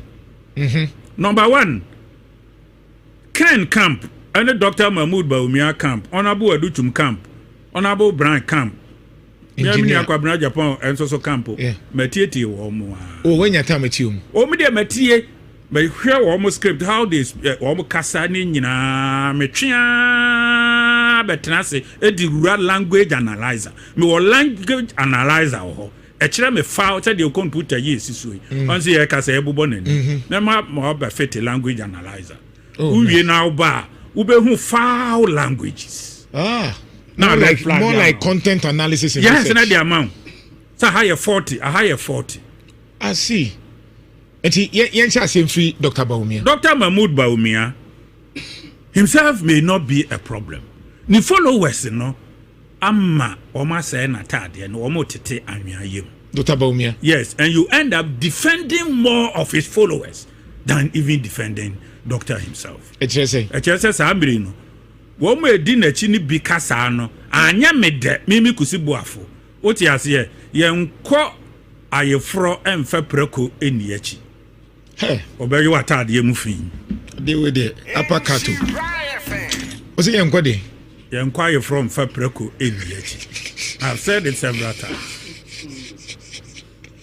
And na ye nko ye choba emfa men baby ye si eja na edan ya kan ya yi bomba no yes bomba ese nkwa ni tuni na we suit na nwanse nyina na bomba ni nyina atu afra wan na beto obeboka Baumia problem ye twa fufuo si hwa na nwanse na huri atem fe na obebusa se na ye chop hard ya na se ofiri toilet so na eba ye nwanse na pobi han Baumia problem no hobi wo kan so ho no mo ye so entrenched say it may be difficult to reunite them after the elections. Can Baumia for no?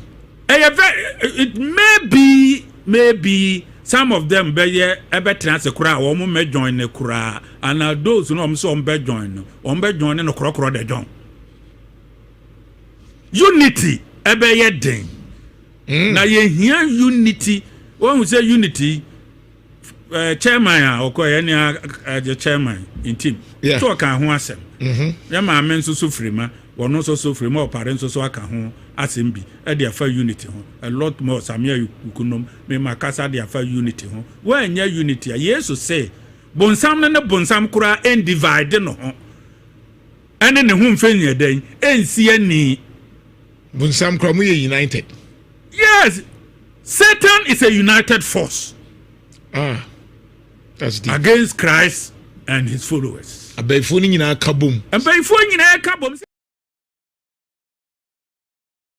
So eye emfaso ahodo pinu na anopay empanifo ha kwaku asiedu executive head Ashanti and Bro have for telisel na ofrikwaku good morning bibia bogode yankopan dom na so adom ne mpa boy ho ye pam na me no be hyen komo twetwe na sekakra bre no isha say telisel kabibi kakra che okay one kasakra about yourself Ashanti una dey dwumadi pa na we no telisel before we look at telisel itself mate ye from kokwasi edu se ne akan ye no me na me executive head Ashanti and Bruno for telisel right ne tietie mu an say mini CEO for telisel me na me wa ha ofa Ashanti region and Ebno Hafwa, Mena Meshe Bibia so.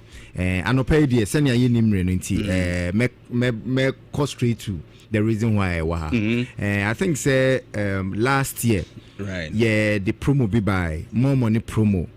Lucky winner, winning 1 million Ghana cedis. Na akwenya bi a de my customers near the Daomase. Okay. Na omo meet certain conditions and no we need daily and weekly. Okay. Now this year no, I think around 10th June and I launch another promo for this year. Now this year no, you decided say you best step up your game kakra. Last year you share 1 million Ghana cedis and this year you can see you bet 1.2 million Ghana cedis. But now no kwa na every day bia no nipa 120 you share 100 cedis. Na what bia nipa 10 you share 20,000 Ghana cedis. Wow. It's from June up to September and you run a promotion. Na mencha de promotion na baby ye send them kan kai no the ultimate prize no na 1.2 million Ghana cedis. Wow. Na no pay ba ha ye the ultimate winner no and a buy e ba be try santimai. Wow. Because say promotion enye kumase nkwa na abno afun kwa mewo but the whole Ghana enti at the end of the day no the overall winner I wo Ghana no free asantimem ha Ashanti region. And we win you. 1.2 million Ghana cedis. It's Ghana saying 12 billion. Bra. What do you interview now? And then madam for no. We now know the madam for I don't know. I was here. And we had the telecell no. Now, Mami Misa, before I go to him, and Nipado was saying that it's me a winning so far. Okay, Kabumwa. Yo, send them the kankana. Overall winning your name and you're no winning. Right. Promotion.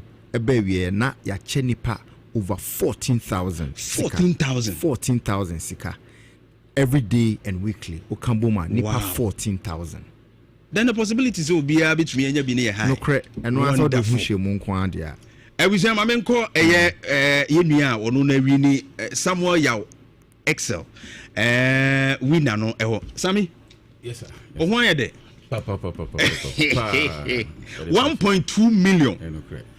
Sami sika so pa we hu bi da no na esun sika sen o sika so pa me hu bi da ba me sem de na ye 140,000 that's 1.4 billion Canadian na so wo kan ke ya ye we be makomako edu right aka akra na nke ye edu makomako du ebra ye bo din se we win no. How did you feel? I mean, how was the experience? Ukraine, almost me dino. Ofre me no, me. Na me feel say scammers because o kan sika no, na me say they been confirmed be na asamba no. Na before then, about 2 weeks before, omo kan na omo training confirm be so omo gi me sika. Nti ofre me no de me anya to me say no, enya possible. Nti ono so e course so say na de no ye no kure. Nti back and forth, you know, say opinion see do oda Ashanti ni bi be frame me no ka frame no na eno so saa nti ye se saa net dia ye mfa bibia nsi ho na ade achi a meba ho nti anajo no de man na ba ko me ye research o de bompa ya na da bi me hwe se ade no ye no kra na se nti me koso a me team na ye se bo be 3 wow nti afi me hu se ade no ya no kra but still na me nsan enyi ni ko si ni buku ya da no na nsi oto nti me ubisa na me famu na me de call office wow nti me call ye na me frɛ na ofa na hu se o ene na ebe no kra mpan so ye call na kese no kra efiri ho no me shada me nye fine sir because scan so ko hu ye ma sheme no kra ni na aduma ben na wo ye wo background kakra te say okay na me ankasa nyame adaroma ma school akra me kuta MBA in accounting. Oh wow. Me say a chartered banker. But me na minister na me wo adwuma e fe no microcredit e wo Pankrono estate. And also sika ni musa microcredit sika ni musa no kra mo gi amo haya nti no na ke se me weso nti mpaya na e boss urade betumi atonsu bi ama ya mpa nso nyankopon ehumi mo bo da fa telese so atonsu ama me 1.2 million Ghana cedis. Hey, any skatwa na say wo de wo ya accountant na micro credit dwumadi mu so wa wo mu kakra 1.2 million be kan wonsa no say manfo be gbe sen ya wotu omfo yes bra fa ye we e ba sa no o plans ye den okay say no plans no eye miensa na mum me di kan won say me wo edan bi a me si okay be 4 years ni edan na aka ho bintumi nkoso sika ni ho tell us Daruma Daruma ho no de me ye free ho wow na madwuma mu de kakra ebe kwadwuma but dodo na de me se wa me ma no esusa in fact you are pending craft na woko SS Saturday ya wow your torso class 6 na class 4 intino me wo yes I say me cover omo educational way into dodo na be investment na me de meti omo educational expenses and be omo betumi every school you say when you invest me 52 years 52 me nya no August no na say won say nka sika we wo ye adwuma kora e ye adwuma kese a e muska ede a ye hwe wo senate so atete ahwe wakatua ne ade abekọ pensioner uti etre ade ade ka bomu nyina kora no a adwuma kese wan hwe yi a wonya say sika wo me eji tell us aboa wa ma he say kora de wo chen Article 71 womu amu ko pension womu jisika kutui eze wo de wanya ex gracia no e wo telesensem wonderful so then I be catch customers at ETO because me who facial expression that there is joy to say nijiaba if you are there but the best no mu we ya omo a odo mo kan potwa bi mo say eh akwana mate with TV so yes we neska but then I catch customers the can also omo existing customers omo wo cheaper omo dey obi wo ho for one reason or the other no on yusu okay ntie ya no me wa hey samoya eseme san ye sofo me na media dan me ni me sofo wonderful Great Commission Church International okay wo fi yase anti me ni mo bia wo telese Entino yes scam genuine entino so wo mo cheaper me can say started na fa ye adwuma we be recharge we be bando omo wo app teleplay between us and this card to account smooth bibia pesa odi ye bia between the 12 bills DSTV bibia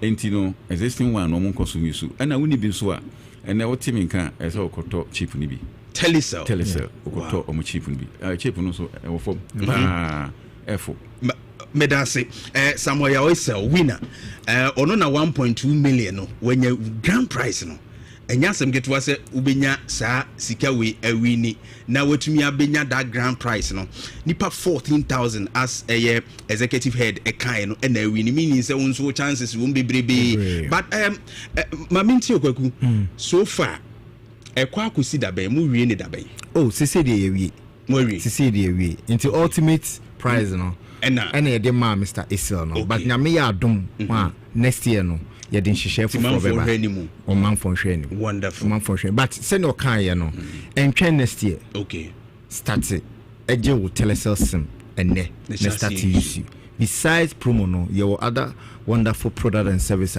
ye de ma your customers into entwen next year the time is now. Right. Thank you very much, gentlemen. That's Telecell and no 1.2 million. Hey. We see next year. Is it Telecell no? Me cheap no. Zimbe start here you should year pa because 1.2 is essential bread. Kwaku do executive head Ashanti and brought a half for Telecell and somewhere your Excel winner and na oten and kano mu nyina de nsem no abre na kojo Jantuah transfer quickly. Na ni aka chiri no nyina ye de ama nkomo twetwe pinu a ewofia ye de aka ni nyina e de bo echi e de ama ye ntwan ye homra na kwadwo Jantuah entrance but institutions ya yes corruption wum pa kese ghost names ya wo mo ye investigations ya ghost names e bom no he wo man we hu kire se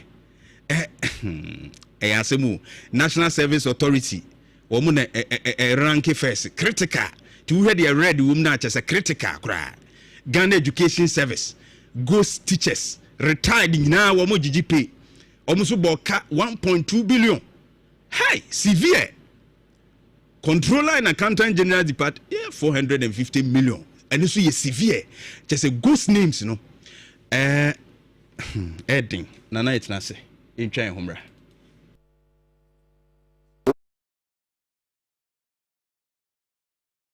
yes o ba for hene ba no mo nka mo mu anko mu si hene esi hima one course one yes to destroy to steal and no antinde na akronfo nyina no ko benkro what say akronfo wo mo ekobokro no a wo ma hase etututu bo mo ne bo no de omunya unity no omu wi a ne che ne ntokwaba enam no ne che be ye ne che no na me ye che obi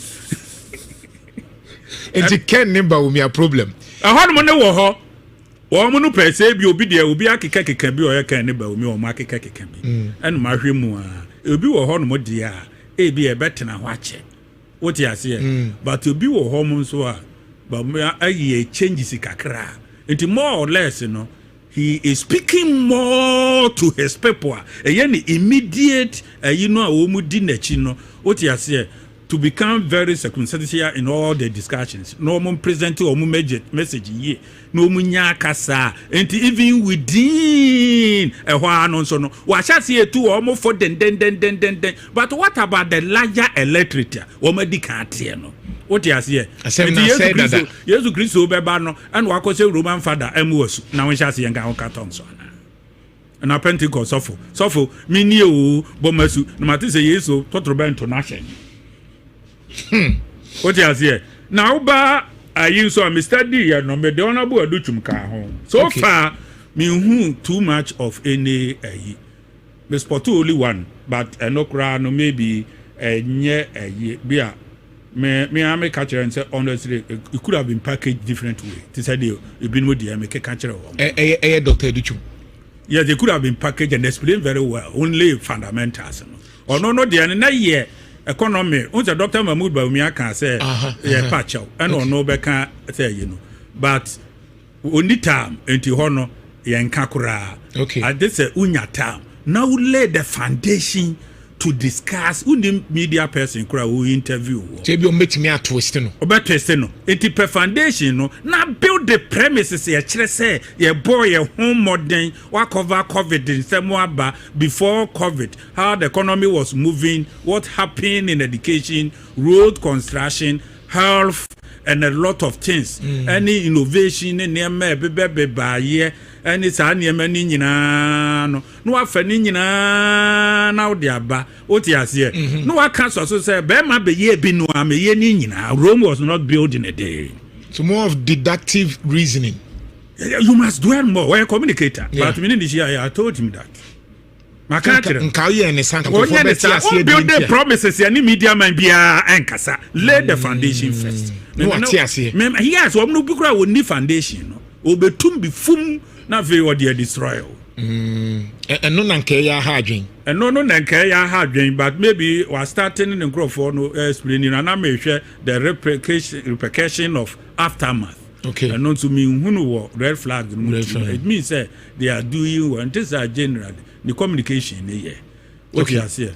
Honorable Brian so the okay. And also so a change, many are cabinet Japan so the no. Generally, it is also good. Yeah, I mean, so many who's a hormone. Intimate was here. It appears can never umia reflex no doors for chain. Other followers no honor problem no wo tongue won't but is it not possible? Mona mo yem penyefo a mo kire ade a mo tete ye wo ye ka kire se penyi tina se na nanka ye wi na wanka ho hwe de be ka ho. Definitely ya do be ka ho. Se akola no uko fie bi ne ye twi wi mi omu a empanimfo ne hunu nom ansa. Wo fa se bi na rinsa wanya ne ba bi ko. Enam ko enam si kwadwo ensanye o ya nom wo se wo fa me nam de nsan be wi ase me beto mo na me nua no me bra wo fa no mpanimfo se na o mu nim nom wo na wunim nom a na mo hwe ya me nim nom sine minti na wo betu mefo ma je champion aka mo ba ya me ba ya mo nwesere me wesere mu di fufuo se me di fufuo mesian obetoye enti uko na wifo na ba bia nso so abetina na o mo edi wachi no nso so no ya define your character. I see. Yes. They represent you. Hwe ya o mo de behyew any wo Romero Diocco concept and no so ye Italian political philosophies. Okay. But your friends say na intro Romero Diocco. Okay, maybe I know they are telling me. Yes. I'm interested. What's it saying? Romero Diocco, Caesar Borgia, on the be Pope Alexander. Ah, okay. Ni baby ni a friend of Romero. Baby, I will be a chow. We do fufu, say me do. Na the tiani say, ene enso ye beto aso na yaka Ghana sem. Now, talking about all the things happening, no, NIM our update say Oko Kenya Raila Odinga, our no year Kenya's opposition leader. In fact, a very influential Kenya at 80 years were free. In Tienra, the supporters ni bi kra de almost say we would ye, but Ruto ni the president of Kenya. Onko Omfriso. It makato say papa no ote say aha ebia emfanse bia Dr. Bawumia. Opposition leader are very strong. Ewo mine mu no. Obowa obi ate ase. Okowu India. Neno ame share sa de na se. And I've stated say African leaders are making sure say omo be yo mo facility here. Amukwa abrochire na omo say omo kwa akohwe mu ayaresa. Say enye oye ono ani sika, I don't have a problem with that. So no ani sika and also be say $1 million ekra no de akwakosa no ho ya dia many problem. Nemum oye African leader now yare na otam ye sika mum kohwe ho yare wo UK na ankoye kolebu se odi ufunu ba enye memobo. Oye African leader na okohwe ho abrochi o de Ghana sika ekohwe ho abrochire and ade a me campaign ni nyina difo NDC MPP mpanyfo ni nyina difo o ho ayese won kwa abro yesi ne doctor se ombra UK ne doctor se ombra South Africa the doctor se onye sei near the online sika na no MPP fo ye bi no kujita black ko NDC fo no so ka NDC fo no so by speaker of parliament ne ho kanko a ya bo ne ho yare a ya bo minor bo ye ma me vice president so ne ho ka on minor boy to make sure say it's not funny. Enti me nsempanyifo ne konom de Ghana sika ne aduomu funu ba enya me mobo debi because makache say omu nchen yen ya ye kokonfa noche ne ekowu no na simple machines be create me a problem 21st century so wabusuani nko konfa noche na hwe de doctors ne nurses and twi omu twifo mu just to make sure say to be no my overwhelmed because enyoma kra ni ho enyoma ni ho eno na me ka tru bi say uti Kumasi ne Accra kakra bi a eyo say Ghana ye koyanim ye nkoyanim o de onya time a eye tu kwan utra Kumasi netra Accra kakra sa utra Accra kakra na wo ba uche say ubehu say Ghana ye nkoyanim but they be amanyofo no what they do is to paint a picture no we check kakra won kran ye kwan kakra bi no overhead kakra bi Kumasi ne atwitwa rose kakra bi on kwachire ho utra santase kakra bi abon say ye nko ba bia Kumasi ya tra santase kakra bon say Ghana dede ne yeye utimi ko ba bi na eho na koko wa hata koko enso eho nyina atakwame light to cry a problem aduane papa ni ho galamsi asɛn no inso wonom enye this is the realities in Ghana. Nti be me catch you say me a me metie me yare a adwuma behwe me busuafo me yire me ma adwuma behwe but it is not about me, it's about you.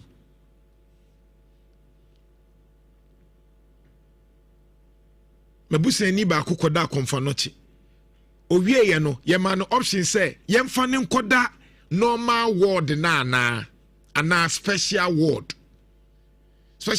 na me wi a metua over 8,000 me say mfa ne nkoto special ward because me call normal ward na ye ma menum ni ye system eda wo konfa nochi na me wra ho see eh chese obi a na mu obi anya obi a o nipa da sani pa te say ase sabi ye moa me wo fa ba ku bi a car ball no e wo fen so wa frim o fantwi at that time wo yire pa car ball no e no koda offense hospital now do hospital ho a baby a mema da e ho na ma da baby a mema da no e ho na emma enso da Sanyoma we na I'm expecting sanke soriano pa ye de energy ebe ka ho asem wo man mu enye dabi debate ebe debate pa no eye daddy lumba na ne bae sei na ne yira koye sei na okofa ase obi abusu asem wo yetimi nya bre ne aka ho asem a waste time ne ye yare ye waste your time eye ye ho a na ye wie ene ukoto edro ukoto edro wo pharmacist ye bo edro ne bo a uyembe hyew. And so me busa say obi ye teacher ni etua ne ka 2000 3000 na na busu ni yes won to edro ne bo ye 1005 na busu ni mu apaya ebede ne wanya seska no wa wutie me wonim dia making enti esori anopa na unse na Jantuah ye kekemu a it is because akwanya na yemu bia nya no we want you to also get same. Samanyo need to minya sika ko hospital. I didn't know ni kwanza unsu nya hospital papa. Because etuo no yetua abrochire e was school near kwa public school e was nka ye nyina meme ye president a meshe mrama obia de ne mako aban school including my child e was kwa aban school.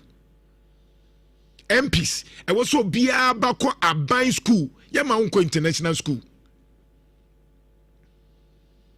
enti se wo oferi krom die na oba no nsu kobi wewe so na oba ni kobi enti se wo ba no a ye MP anka kwenya wo ho anka betimi na ko international school but emra ne say fa oba no ko aban school na obehu de ekoso nanu mikro mpeti na matu aban school a ewo ho 19 ho ahwan eno a yensesa ahwe classroom basa intafre nemu nkotre nemu baby wo kra wo nkra no baby omusua de wokɔ a enwura mu nko a na etwa ho ahia.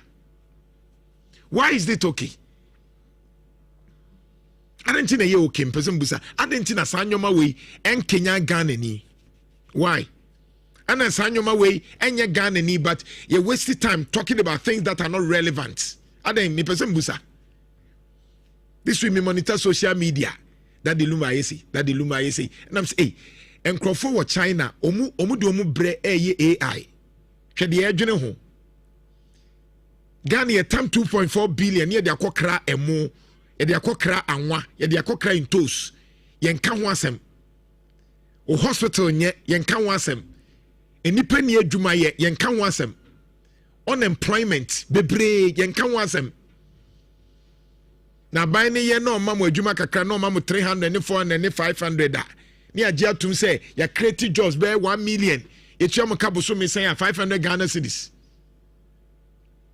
500 Ghana cedis 600 700. You feel why na be 10 months in Chuomuka and it's normal. Nurses for just say and nobody is concerned. Adentina ya atum say normal say president ya ready ayemfa no kwa abrochiri. Adentia mi busamo. Ade was say agitum say speaker of parliament ya rea na ya boka so nkwa abrochiri. Enti ye de ye 37 for any kolebu any comfort not in Agogo hospital no ye de enye nipa enye na to abama wo mu. Why is it okay? Obisa for me busam. Why is it okay? Enra Joy FM for share dear Mahama ase on Galamsey. Me take care mo na me tie documentary no na me ho yira me.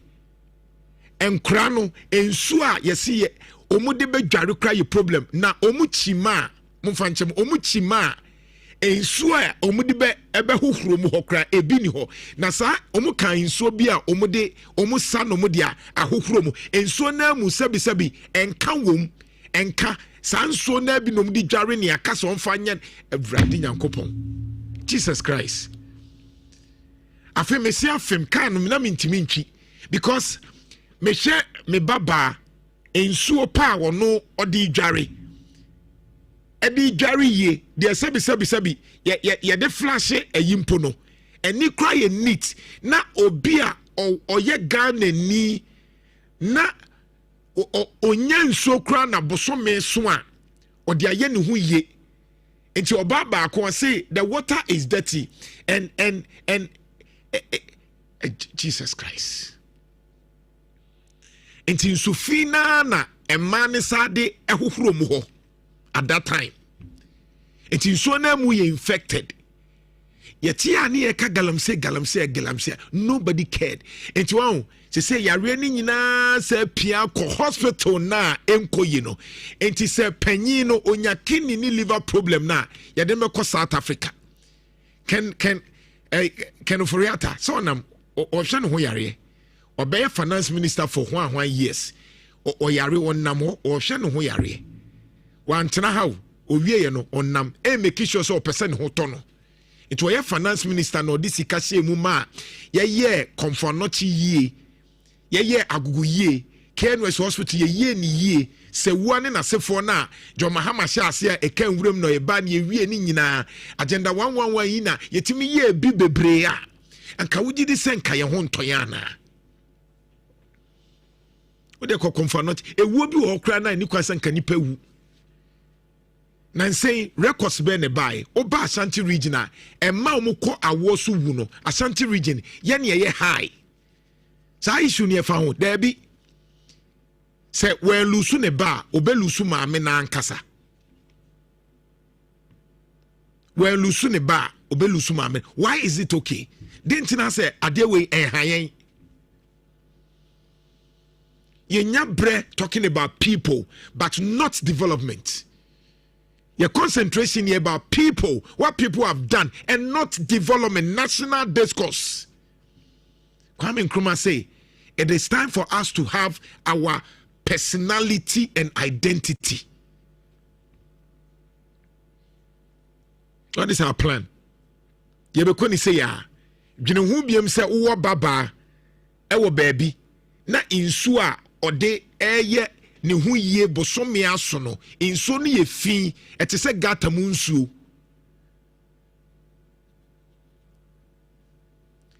enu nti na ye mu bi ye ni brejo mahama so say ebagalam say na enya afi na obeye brofo na ye ntia ase because it is not normal. Say imagine say obaba o pensuo dia hohoro ne bosome sabi enyoma na enso no nya bi. And now Dr. Kinsajima Kasanwanti, Easton, Ebuakwa South. Or say, Honina Munyan so panom. Why is this okay? Nano Kanket is one of the guys, Kwawu ambassador. Na o Tracy, ama Kwawua, Nankia Kwawa, the green, say, Galamse Ashasi. And he said, Bebia, a concerning ma, ye didimwa ma bibia de BCBS, Obian Phobia. In she riot fan. Why is this okay? Mibusa na no pay.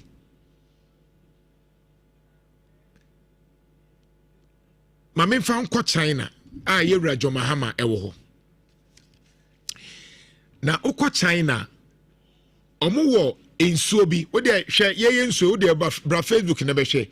Kan ketisi Edem Stream eno de atwa but me pese first of all o hwe ye ensuo. I'm sure say uni River Pra. River Densu, River Yensu, River Hwan. Ye twetwa bia bra Facebook na be hye. I'm sure say we a proud river no. Oko China.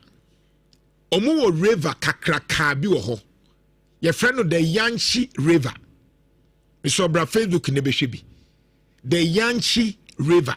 the entire maker is say galamsey yare no akọ hospitals na hospitals ni so no o yare ontimi nkwa bruchiri aha bra Facebook enti Jeff ye we mami ya alignment ni mami fa Ghana de ne to so good na on your left a good enti ya bra Facebook me pesa me chewa de river na what China no your friend the Yangtze River one of the longest river, in fact the third longest river in the world. The third longest river in the world. Over 3,900 miles. Enti, yamfani say river no, shall say free north, na diaba south. To say Ghana ha, river no, shall say free north, na ba south.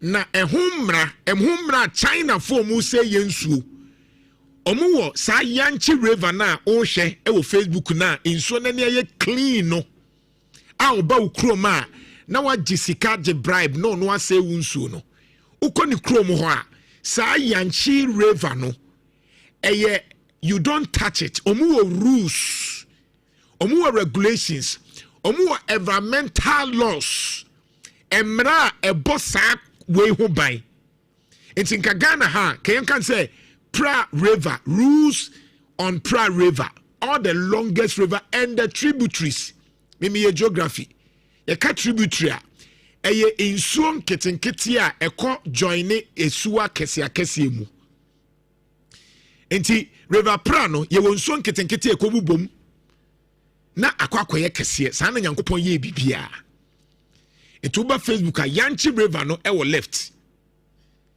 and a River Pra ewo right na ye ba be kyerɛwo de ɛhɔ omudi rules emra aye omukru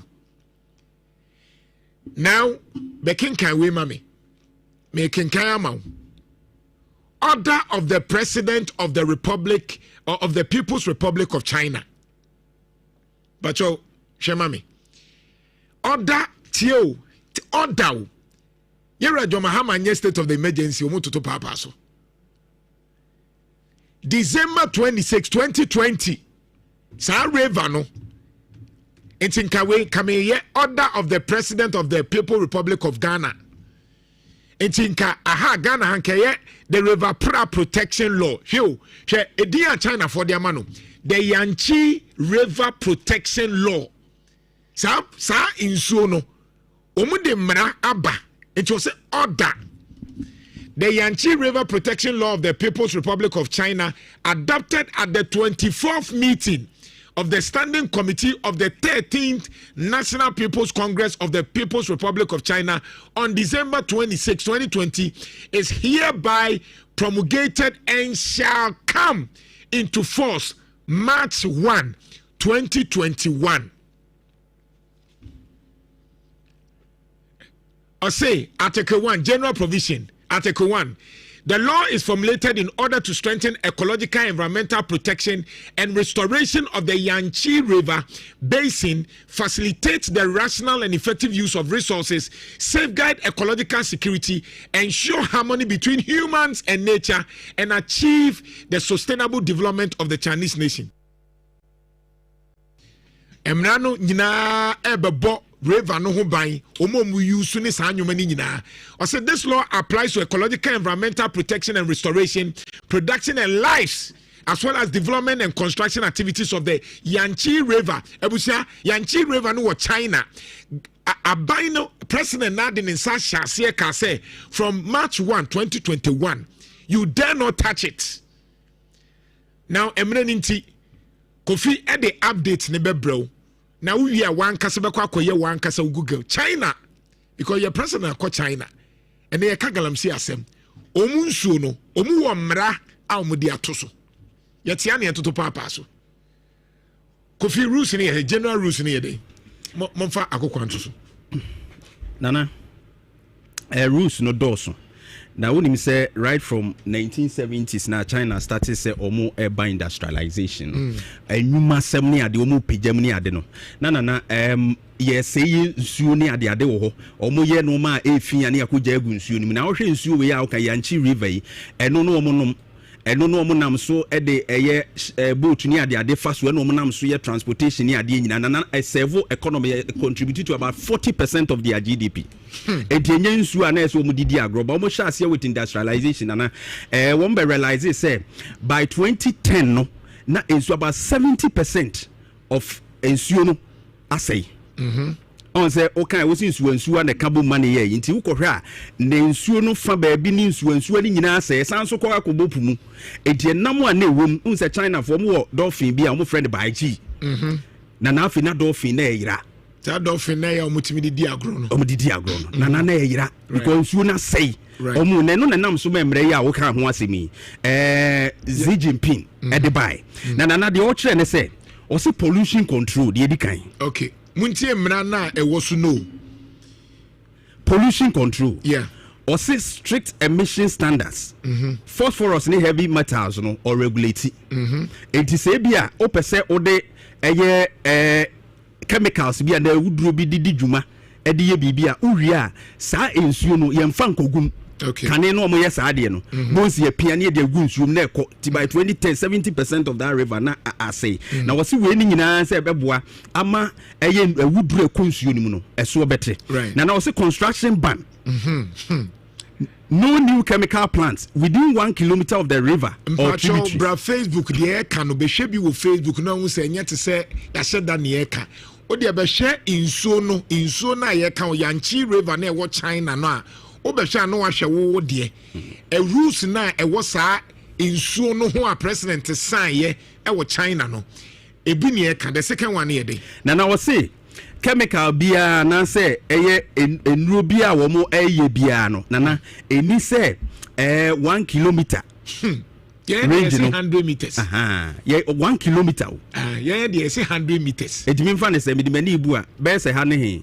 say 100,000 meters na 1 kilometer 1 kilometer ntimi mfa ne say be say de ko be mfa say wawura mo KUST on say gate wode on say park say Ishembo to Dwania and 100 meters it is a span na ye Ghana no you say eno de enu kwan so okoho but broni ne say there be 1,000 meters and 100 meters and 100 meters 1,000 meters no emohundu yes and say otwe hu fence no river pra 1,000 meters in China 1,000 meters especially omo de awuduro edidwuma 1,000 meters it be to senka galamsey fui so the mercury ni one na didi dwuma ni so obey nsuo no over 1,000 meters away and 100 meters by the near 100 nana the tell say or say sand mining management anya kura yetu e wo nsuo ho no nana wo say emen ho okay emen nsuo no kura yetu nsuo na emu anwea nsuo na emu anwea na yetu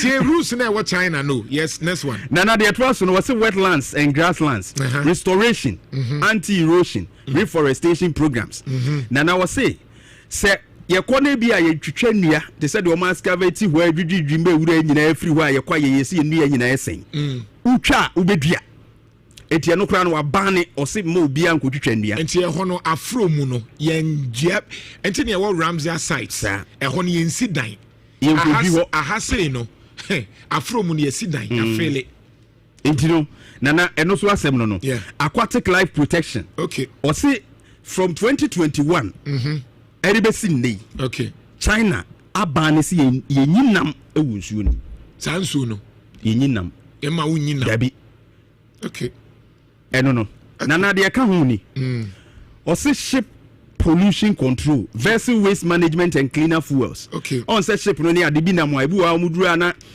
wo mo engine no ni ade fuel ni ade bi no ma gya yagu nsuo nim waste no amanfo so kura gya o mo nan wu so say bia say hotel ni ade nto mutimi gya yagu poni mu ni ade so be hwe sa river no na fa hwe wo de eno wo say wo de mraba enyai sa ade ni mu nsuo untimi nyai oil bi angu dabi untimi nyai basa bi dabi unfa film right nana also public participation citizens NGOs can report or litigate environmental violations they say ko kan cry nana omanfo ni nyina ene ankurankura so akuaku ahodo ni nyina se ye heya nkase so nyina obi amfa ne honyimu ne emo nsuo no ho bai ne emo ye potem ho bai obi amfa ne honyim mra ne mo kwan aha ye nsuo no ko tutum ru agum tutu fridge gum tutum de pe I mean opafa mosizongo ho ne kofa aboabo kofa pelele ya tutu ya senso ne fa ho ben na only results aba from that time December I will come ho asem that's 2021 up to 2025 na de tell say ensuo no na ye fi minim na o video bi sen ka de to so abon se fi bi wo third party na as of that time basis abri omatimi achieve 85% of the water quality. Omatimi ajinso ni back. Chenso in any 5 years no. Omo the 5 years no net for. Any 5 years. Ti omo hwe so omo nsuo na ni beti no. No, oma ba ha say yensuo. Ase yensuo no. And omo de mmara akoto wo se omo nsuo no. Sebe obeye adwuma enye wo ho. Kobe 1 kilometer away and 2 wura enye se no omo ye oye so amra ye de bedi wo no nana. One hwe anti being omonye and I omatimi achieve 85% of water quality.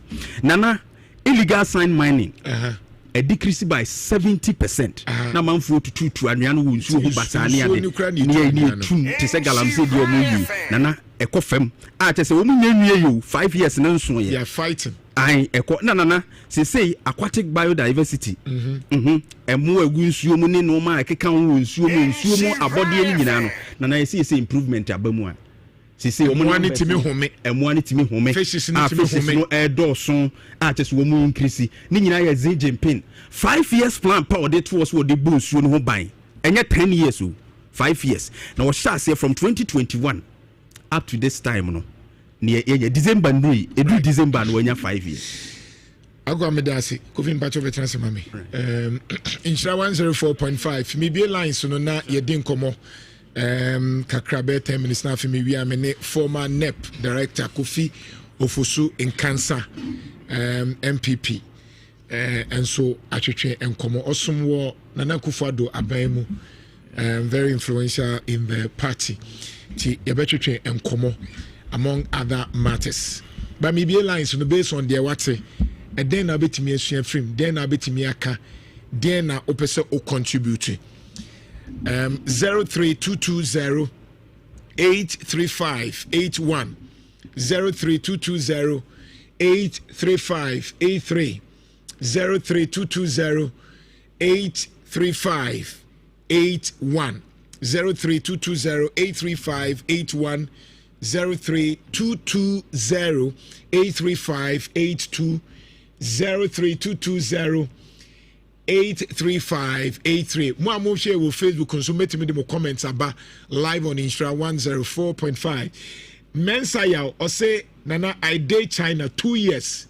What you are saying is true. Would Kofi say good morning Nana Jantuah. Great and educative show this morning. Spend the love every year. My country, Ghana. Yankwa Manso, na Yentwe and Koma. Good morning. Mama, could you Jantuah? Asari be enko 30 seconds. Could you Mama Muni Edima? Could you? We are some of the good stuff for me idea. Could you let's say you call you can't double. China phobia in your home now pretty well. Could you share in share war? And it's a minimum in the money idea, not the capacity. If you're going to use me to your so if you wait here, you'll be fighting against any that mommy. No, you're sure you're any other. Because who didn't want to just me? Have you make me back a trade? You're the other. You're man, and I'm on the phone. Can you say yes, say yes, say empire? You're sure you any other. Could you? So you're real good at chatting. First, we know man in the top film, and she work from the rally to be said, and no money is stability. And the convention after you. It's your much cool, yes, and I have your thank you. 30 seconds as from being so Embrabe Insha 104.5. Mami who are doing good morning. Good morning, Anago. Yes, sir. I do have a what is it? But to meet you, 30 seconds. Because I'm sure the old can demand freedom the constant new man. That was a China for me the kind of force I went down for. Because so the time is here, as a son, means so I didn't mind for I didn't on one castle bush now. Until a second of one pay for Nomoko. Omoko shares I didn't see China for. Because who's one answer for almost I would the kind for. And I'm in Edmund. And said that's it, Instra 104.5. Hi, good morning. Hello. Hello. Hello. Hello. Yes. Me Pacho meet you. That's all. I love you. I miss you. Bamba Ghana. I keep learning in a China for no. You're very funny. You woman who is in my unit. Am I work again? I'm all right. Me that's it. Hello. Good morning. Good morning. Yes, sir. Me too. I buy to my Galensin. I join say. Sadia, would you go the new tunnel? I won't find the money, Yanasa. Yenji, dear lashes. I bank as a Jumana Massa. The war by Galensi, the Amina, near Banama. Oh, young foul, no Koyano by there, but you were to. And something in yes, I ain't in India. All right, yes, that's it. Let's make 5 calls now. 8:15 here. Good morning. Now, not could you that to a Sakatoa man, the teacher. Now, what to a Sakatoa, and I'm out here. Mejoso. And a Blatany, Tafoni in Abla, a Great Junction, and I'm a do agree. Me too. And I'll pay Kwabi wa Great Junction from Kwabi Sports, Utiu Papa, Mammy B. Na, something in Wakano. Ghana, you swatch, Tapini swatch, papa. Sene who here, na Ghana here, no. Kama is empty for no, yes, I know Mojenoko. Sene Americosoa, ya who did Dakasa fit until the game be Neso Diobo Yano Moye. If Yana Wakano, your president in Asola Quatana no. And then my power was so Musia de Ba, na Yensu Tisono, and Yano Kran Womutin. Na Yentanao. Na yemunya mesobo di nyamia ya maye stela ni ye 1 year no yankopon watimu di maye yankopon isra nana me da pipi. All right, you said that's Inshra 104.5. Hi, good morning. Hi, Nana, good morning. Yes, sir. Nana Fred, you know me Fred Denyami. Fred media. Nana say you better say great man bi nipa bi be kesi wo radio so pa wo kan. If you say o program no eboa yenye nena ye beka beton se nyankopon didi nwanwanti obi aso nwanwani edwuma no koso ye na mnim se ebia dachi bi don betie de wo kan if you say me kura me ra ho akagala msa sanka me mpese me tie mpo me ko du kwa said na se omuko 2 train kwa gu ya omuka ndenden no omutra ohwe ama ofe bridge no train na akwan na omotu yi dade se aka bridge no cement no kwa ni si wo. But emra no wa de ni sie no omo betra radio so kan ya afete se no me bisa se ankomba me afa bi so omo de omu tuye no omu hu ya na ade ni ku ye ka declare state of emergency if you say oman ni nyina ta wachi enti na to abama o so wonye se oman peni we oye bibia ye no we ni kwa na se ontumi an declare na ana ontumi akọ galamse na ebe ma oman san akofie le da se me da se. Hello. Hello, Nana Jantuah. Good morning. Yes, sir. What do you mean to your friend saying? Hello. Hello, good morning. Yes, sir. Nana me part of me katafe already. Northern region. Patao Kumbungu constituency. Okay, me too. Nana me da wase. Me show pa. Na wo de dan da me hwe asema odi afi anim no Ghana hanema airport ne enye ne papa different galamsey ho because the thing that they can say nana uhia yewura president John Dramani Mahama ne na appointee emra omuwo opposition no ansamba na omo nka fa galamsey ho na sisi mi no ka say hwenema airport wo galamsey side yewura John Dramani Mahama wona wa hye yebo e wo se wodi obosha so oba ye kura papa busum mienu na galamsey na bia na ekoya ade ama galamsey fu na sisi mi no ka say nema airport no mu science ati yesu yentimi nka ayana wacha enka no flag bearer yewura Dr. Alhaji Mahmoud Bobemba midawati me da say 2 calls na yenye. Good morning. Nana Kwajo Jantuah. Yes, sir. The Sakatoa Barima Kofi. Me too. Oh, Katachi Money yo. Media ne yaw amponsa me ka sefri asante atim profa himpi na me change right 104.5 na me shira na ma de me kan se kwanye da tano be hwe bia no yinina yamwa na galamsi tunka isa se pe so kwati kuntumri kura wa kana ukunya yade yesi ma wo bu wo nsa se do mo ojo insu ina o mu din su poto na ye e yade e bro me yes some company mama say wo opposition no see galamsi di oba be tu afi kura in state of emergency no senya NDC fo ne bi na etu galamsi na mpa on fa sa na nto obi enyai galamsi ne tu me kwe mama ntia Dr. Baomi ase mentin wai na Jombodo incoming national chairman na bibi so come Mate, last call. Good morning. Hello. Yes, sir.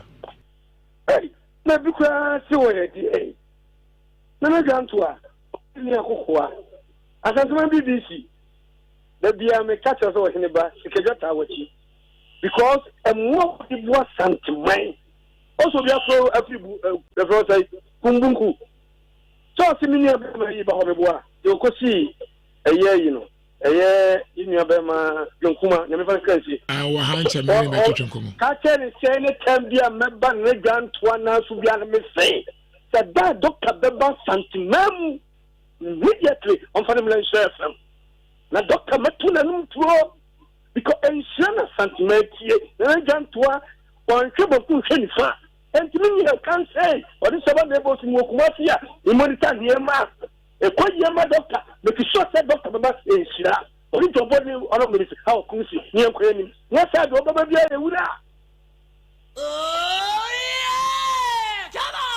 Ishra 104.5. Thank you very much, Ishra 104.5. Yeah, bus studio na yene Barima Kofi Ofusu in cancer.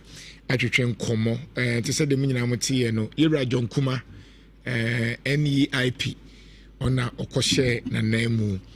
Fuso jesne de omuka se open nipa oboa wo mu pa eye ono a.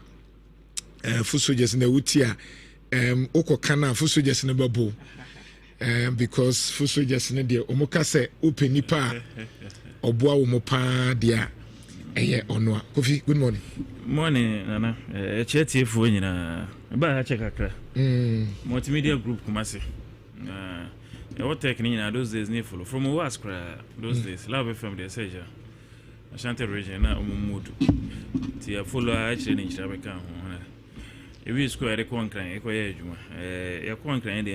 so I'm happy to come back to have a conversation with you for say everybody any fearful in abedin come asante man so akasa I'm very happy to be on this platform na position ben for the sake of obi bia na position ben na ukuta na oyeden at that time we den na obusai nep yo nti nep no mampani dada kufuado edeba se yebehwe na ankrankran adwuma ene adwuma a start for the first startups no yebegugu nsunsuo na afefe ye 2016 manifesto no yede shemu se yebe set up entrepreneurship support agency yebehwe sa kwan so eti president so ba ye no na NDC for aye bibia on friend youth enterprise support so 2014 na president Mahama ye under the office of the president it instead so obesan start for no and all the executive instruments edane no national entrepreneurship and innovation program se ankrankra upese wudi dwumadi entete ya obenya no na epebetimi di amount bosia a wo pe edi udwuma na epebetimi di amount grant a obetimi di udwuma no na epebetimi di amount afei entrepreneurship ya onyuma buru from enterprise support organizations omo na omo eboa etete emabunu na omo wo sa space ni from hubs obrofum nti kumasi ase ebi wa ha che se omo na ye workshops ni training echeche omo nso support ye be mo because o build omo na kese o build ecosystem no omo nso nya hoden na kese omo nso hoden no mo de kwa akobua nti yen time say we had a grant of about $7 million from the World Bank ye de boa sa entrepreneurship support organizations no yesus no from hubs no nti o hoyes ye dwumadi na kese entity sikasem mmoa afei ankrankra na omo eye dwumadi wo ho no so omo mmoa be free power no ye bibi e friend startup act draft I represent this for bombe no ma pass right no na e be hwe na said e woko India and other emerging economies more leverage technology e dey develop na incentives and emra o matintim a ɛyɛ deliberate ɛnema a ɔmaka sɛ we dey yɛ de aboa startups sɛ be ya ɔmuko mu be yɛ den na da akye sa startups ya be kɛse ne nso yɛ bi eti o start operate bi a first 5 years untua tax bi a okra ne ma bi fra buchiri ba because we yɛ startup na wo de sa ne ma ne wo share adwuma ase foforo wo share adwuma ase foforo no nti sa ne ma no nyɛ afei ɛkwan be na ban be fa so ama okrata bi a okopɛ regulatory support bi FDA Ghana Standards Authority Registrar General's Department into ecosystem no ho nsɛm a ankrankran nyuma no ebehia ama na ye nyina na yatintim ni nyina de ahye emra no sɛ we na ban so afan mu no ɔyɛ no de boa ɛbɛboa masa ne mana ye tembia ya na ye kan examples bebree about Silicon Valley for instance ohwɛ sɛ ne free Google, Apple, Facebook, WhatsApp, any technology organizations akasia omo GDP omo friend is saying omo sika sem no kra so chan bia countries bi GDP ne ade no enye se omo fitin ya na ba ye ho no sa opportunities ne wo ho mabunu no nto school kra utiminya kwanya start edua sa adwuma no because aban support ne ade ebeba yeah omo angel investors omo so do musika be shem omo venture capitalists omo ho enti eye deliberate amman na omo atumpon a omo startups no konkro nyuma na afa na efiti ase no maye ni nyina no mutintim hwe se we ne enso de isi ho ama sa startups no se de be ya omo dwumade be de ebeko so ene na aboa ama omumu ayedu a so unya 10 credits said America for enya ya esum wiase nyina na nse ya se the richest man in the world, Elon Musk. Yes, any company, the technology I know you so, the value, 500 billion. First person, Nisika Sama drew $500 billion. I don't quite need a woman. A human value no the trillions. Meanwhile, ICT answer no yet. We use here. To hear Dr. Barima say, in the case of your can be our say first industrial revolution, second, third, now fourth one, yeah. ICT there. I was say yere ho pa because any bit my use ide ali frogo na abrofo no o ma die nim kura yen ka kire pi if say wo hwe wiase mpuntuo say ye kuasem say ye mfidijuma say ye yasetram say ye social issues problems say ye solve nyina na ye sa ICT fourth industrial revolution na ye leverage there ide e dey solve as say ade abegina so pa ya dey friend artificial intelligence AI and internet of things IoT ni nyina ya bebo ni nyina fapem no se eni ya ipinu no ebehwe so na universities ahodo ka university University of Mines Technology Universities and enkware ya ba ya bibi de fence innovation by it at senior high school level kra no omo be experiment be prototypes last one what sector for the winning kidney solution omo friend saying amanfonya kidney problem dem am hospital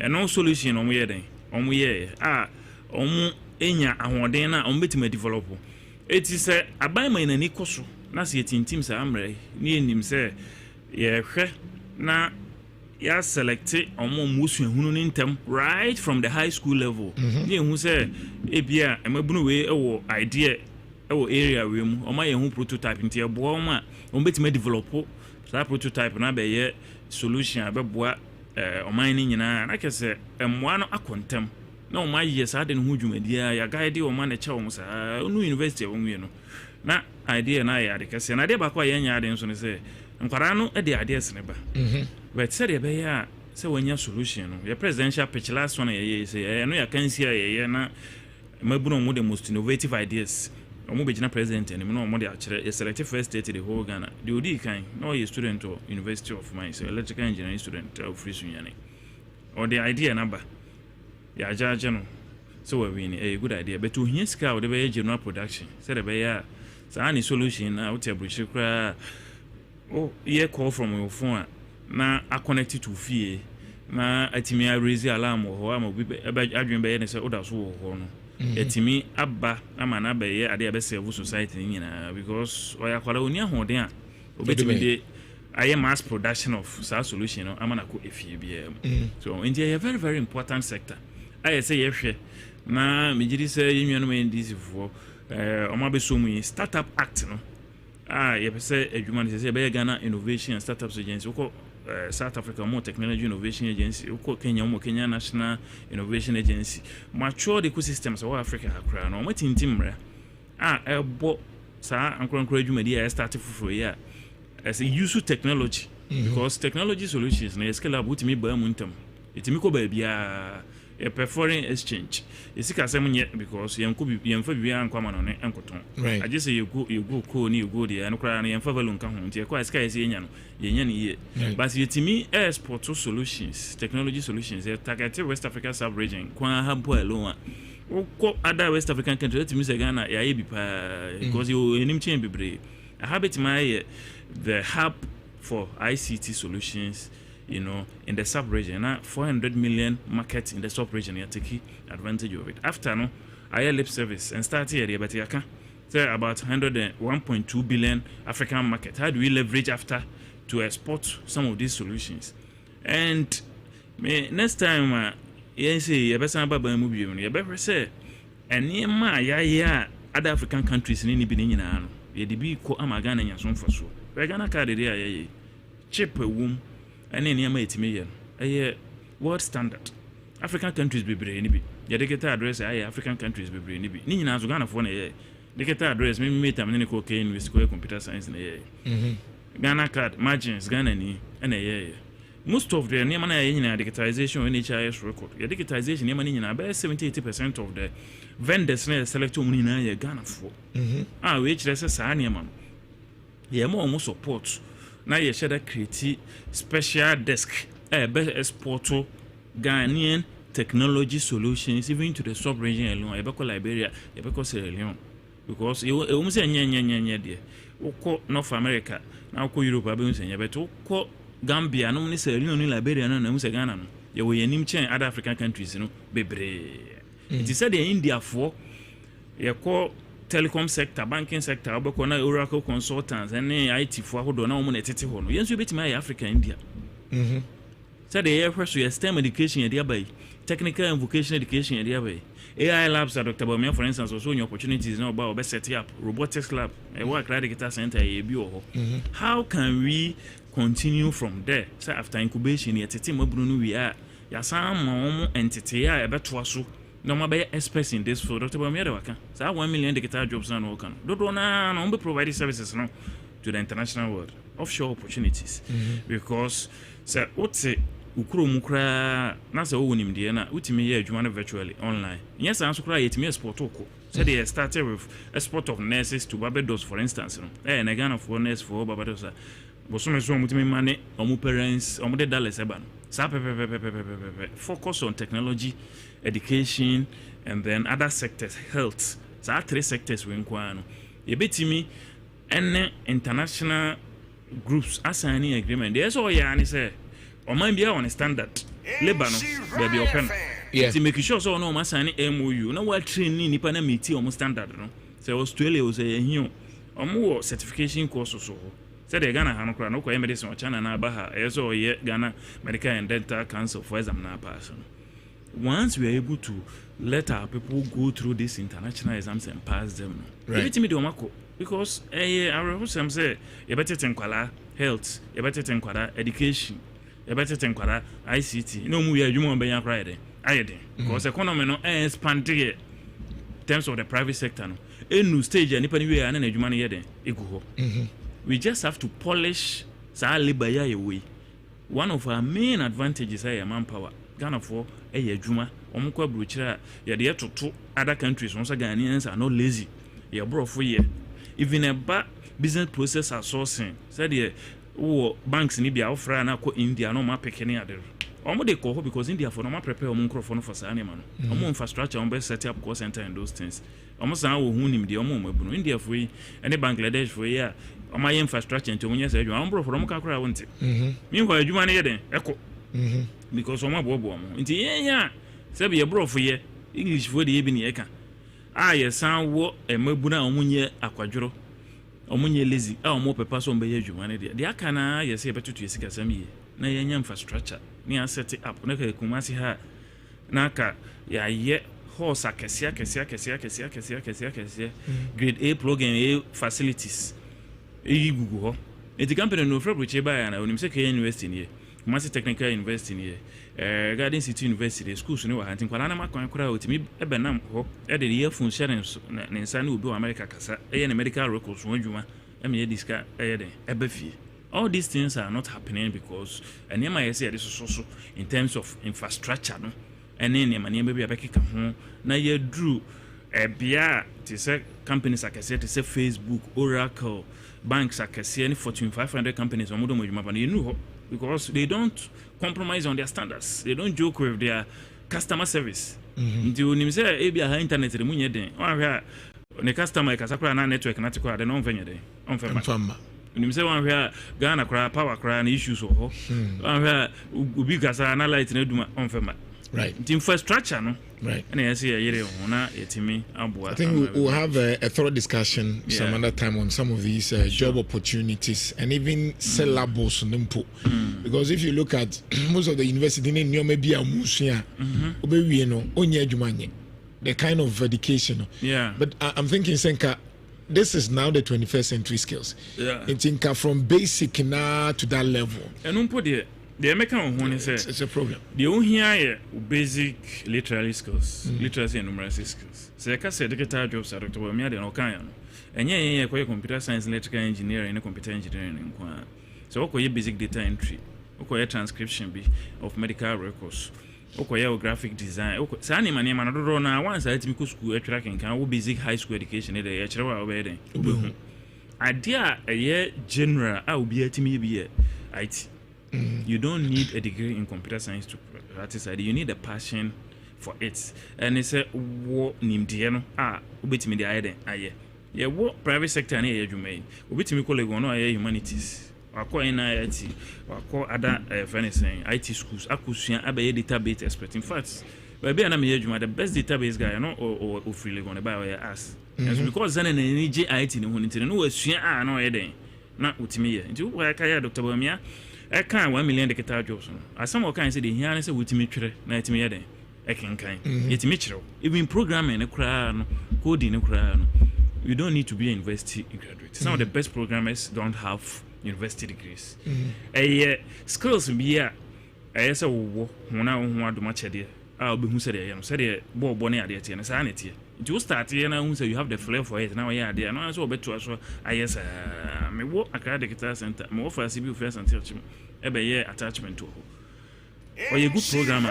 If you are not here, no enya IBM adwuma or America online. And we on for boy not you know and I know school not here no $10,000 a month. This is company na man scholarship or the America.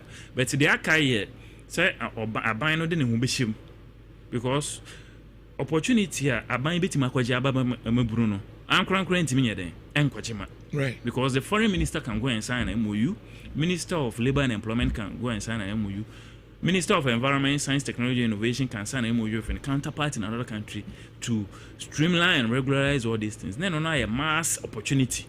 A door swan ubia bede. Ebenye bia. Intimidity say, yet a nema yatasitasi a gun krata swa. In him say, Yamea drum. That's it. Next time I bebano. A kwanya ebefa so the better unemployment program. All right. Kofi Ovosun cancer and I mean no HH and Como. All constituency near. Now, I remember when I was at Chim Central. And why not current MP? Okay. I feel better. Quenyaba. I obey 2 years for to the next premise. As usually, I have 2 coincidences. MPs no want to already. Yes, oko to abantem no do so omunko parliament bi. Eti time bi ara na party leadership omo hye time table no mo de kwachire. Anti guso twentwen edwen said the Dr. Barima campaign e be come na practices.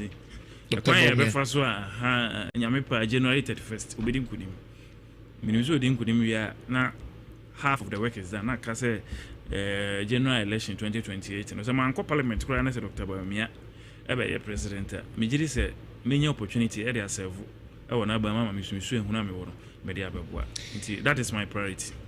I know sir we are very active on social media utie enkrofo o party for no bebre e ka se okay mam ka binom e ka se Dr. Baumia mo de no kwa mo besari onye marketable enyoma bebre enkoma no ye post from Inshra from other eya na say Dr. Baumia ne strength a decline to be na kwama ken ibi wa ha na se Baumia ibi won so a na other candidates no mu akiri no so a pushi is it not worrying say a candidate because meaning say na Akufo-Addo wanko the follow mama omune ne ye eduru baby mu say mama ne nko eduru baby kro be aka say ye wo de onko but say one term pe wakonu alusu they have 5 people saying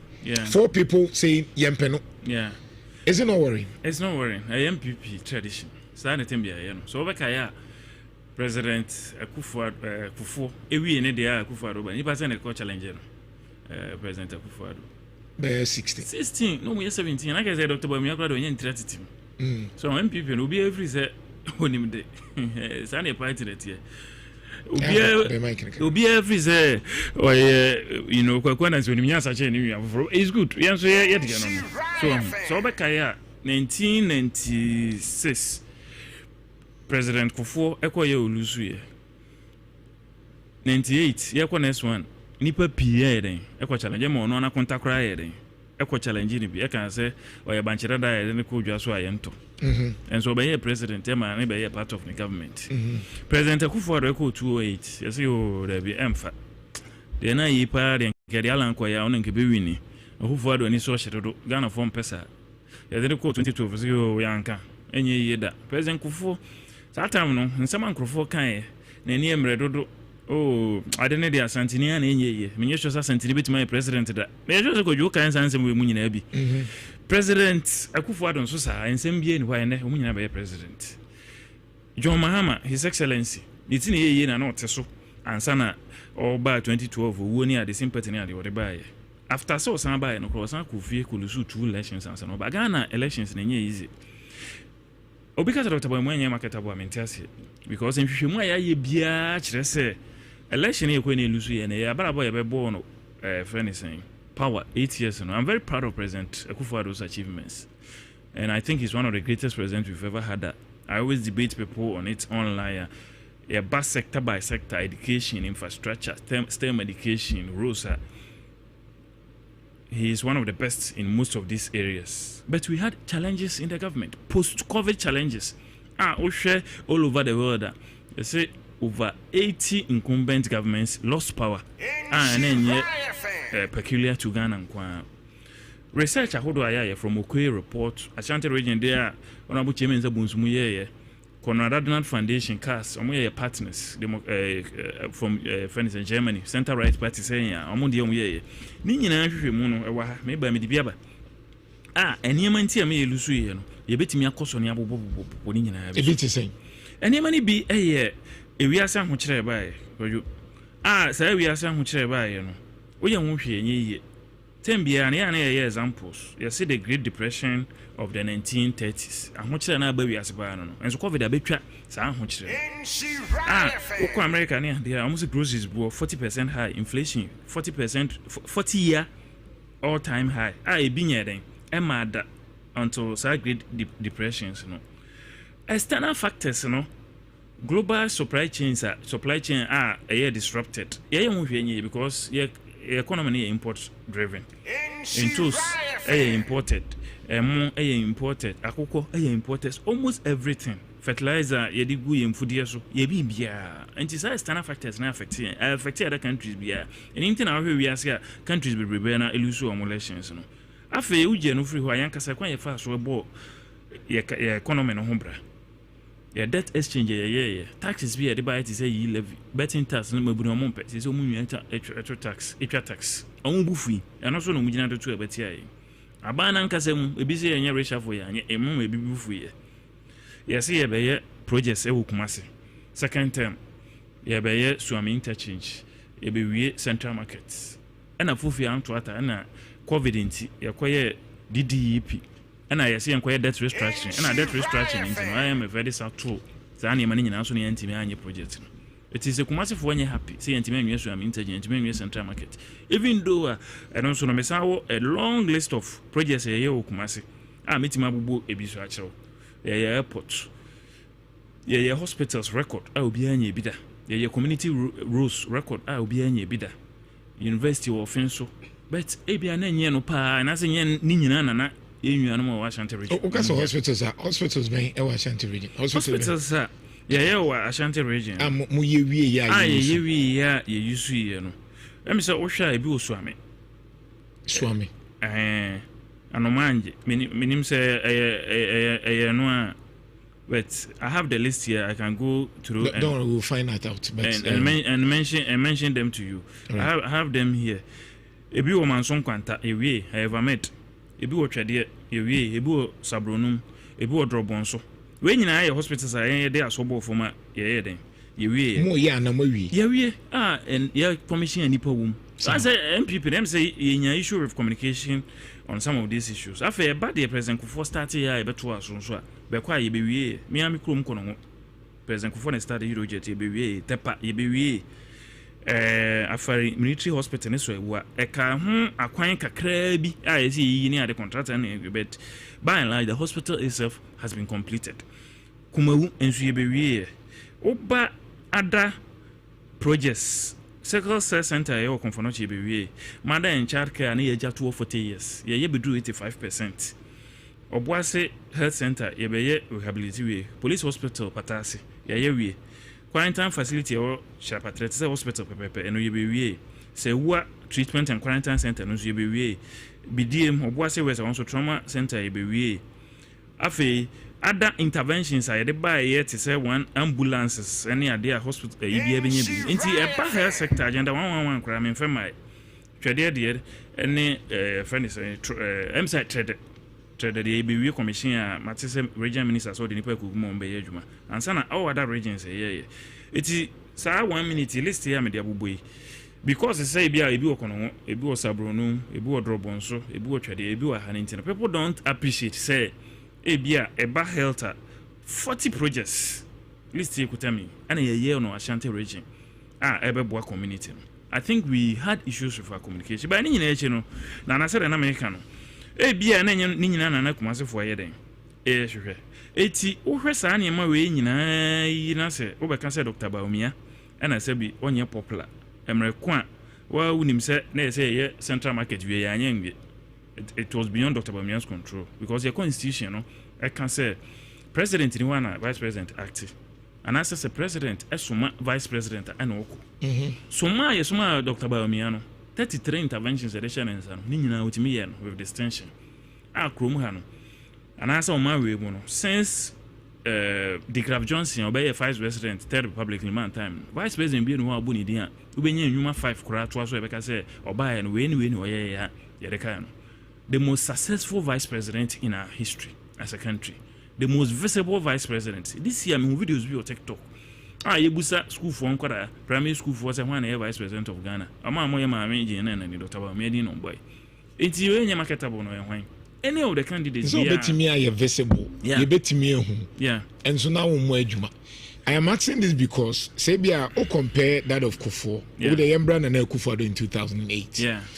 Yakeka bo mu ni nyina no otimi pushi ema munya a good percentage in 2008 first round nyoma bi ne 10 in asefo ne ma at the end of the day gap was just 50,000 bi na enso sa so you realize that this person was our push no in 2012 John Dramani Mahama went to even up to 400,000 enti Nana Akufo-Addo was still a strong and formidable force and then in 2016, Nana Akufo-Addo to me be pushy to near 1 million. Yeah.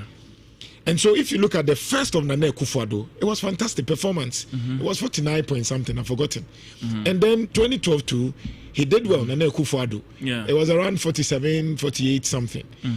But in the history of a first timer, Dr. Baumia, we are looking at 41, not the 38 I am the propaganda no. 41.7%. Eswati ebin si muda. In fact, pious wa unia pious say we are more ye na ba omi ade coin ebin si mabako se muda. Clearly then there's a problem. 1996 President Kufuor enya 39%. It was lower than 41.75 na Dr. Barima enya. And so the next election 1992 no man konti. Enya 92 as an American. But if 96 na first time like this Kufuor no atimi pushy enya more seat, at least he did well comparatively. Yes, but you see, that time no, na your opposition 30 years from Buzia time. I am a ban metieti ankrofona zo mbuvu ye. Kurom ha election no cyclical. Inti ene amani sia wo kosoro no aba form. I say marketing for product life cycle no. We start here growth. No one mature, no idea. When your saturation no declining. 2000 President Rollins 1996 when you are 57%, which was very higher than even what President Mahama just got. Yeah. And so at Amel set us about 43% in 2000, just in 4 years. Because at time then this is for one Afro Ghana food. Right. It's been a 2 year no. Sa haircut na ye de ma Ghana food no. Say wa would sika beto. Ogu ya say ya she 40% to 60% na benya no. E bin si oban ma papa kana mu defend it. Sabna na ya defend 2022 Dr. Barima acknowledge ya apologize on a book in the Japan. And they will use some of these reasons. TINC and 20 about me, and I can say you lose election in 2022 because of some of these reasons. And for demonstration. It's a posture of responding to Nkrofo was a challenge. The other thing was the e-levy. Ghana forecast so omompeno. Exactly. And of course, this person is now with Ken. You can say Stekase. Yeah. The BCBA. Intimanim the Intia and Intimanim the Intia, sir. Crawford is one about Cam Monestica. We didn't defend the levy. They didn't defend the debt exchange because our town. Yeah, and you think Crawford is Bianca economic crash. Country and yes, our debt and home restructuring. I'm a elbow mine. I'm the indicators are looking good. I'm NDC by you know. Yeah, and debt forgiveness because of the debt restructuring amongst the funds. Yeah, and yes, I did, and this uncle for we owe a lot to them. I'm hoping say in future we compensate them because bank credit you got to high amount interest. Oh yes. We have to compensate them because Satan I'm gonna boy more money than Ejana now. So we be able to Ebejini second money then a boy. It's a whole sticker, it's just an example. So what could defend the levy then? Sasa time no, you perceive IMF. Inti Ebeji Sika, na ye the abo man hombra. Now unfortunately, you estimate a extrapolation you know. Scan expect to say be close to fiscal gap no. You live no. Profile into an army and yes, I got on. I want to Chemna say, I'm why any accusation. We are not the Bamia. No, probably Bamia was against it as an individual, but only me, my one team. Do you think Senna he was against it? Even if he was against it, or call cabinet, no, a cabinet decision. As some member, Kofi Oben, as a good member of the government, MPE living. Dr. Barima was in principle against taxation in the digital space because he thinks that it affects financial inclusion and it's animal for but it's immaterial. Okay, it's immaterial because the second question they are binding in Dr. Barima mano kwama na anye adwuma na Dr. Barima adwuma President Kufuor edema no man ye no aban bie no ha one man vice president akwa ni bi including economy. Yes, including economy. Economy and mistakes are here and say there were two aspects of the economy. There was fiscal policy and your monetary policy. Fiscal policy a revenue and expenditure. Quite fast at all. Yeah. And a quite fast edino. And only a finance minister Juma. And after you see some home to monetary policy, exchange rate, reserves, and it's animal. And also the governor of the Bank of Ghana. But then you could see economic management. Then you could see economic management. Economic management team now it was an advisory role. Sana vice president role. Otufu. It is a Omoko cabinet. And yet it's not about a future inti. So Omoko cabinet. Na say be a 20 member or 21 member cabinet. Omo aba. Na say dodo ona ka say yenkwaji levia. Untimi mabo ntimi ka say me na mempene so. Oya say anaka say you are not a team player. So what is so our monetary policy ideas is just an example. say good friend is saying purchase program me sure so the coin cabinet accepted it and aboy am NDC for cry to deputy governor Dr. Azar Kakobruch could him dance say boy any ade but ka good purchase program no ka Dr. Barima e the core cabinet and ka cabinet anyi into one kan ye agenda 111 the core cabinet anyi into one kan na dentina it appears here the na Dr. Barima say a true the tetene say na on pair and no so na Ghana for ka ho asem nti indeed say na Barima say bia 11 no and say bia bet ni sa anyuma because onya akwanya no be ka say oba obetwitwam yes clearly say on peninsula betwitwam but that was what Ghanaians were talking about. Yes.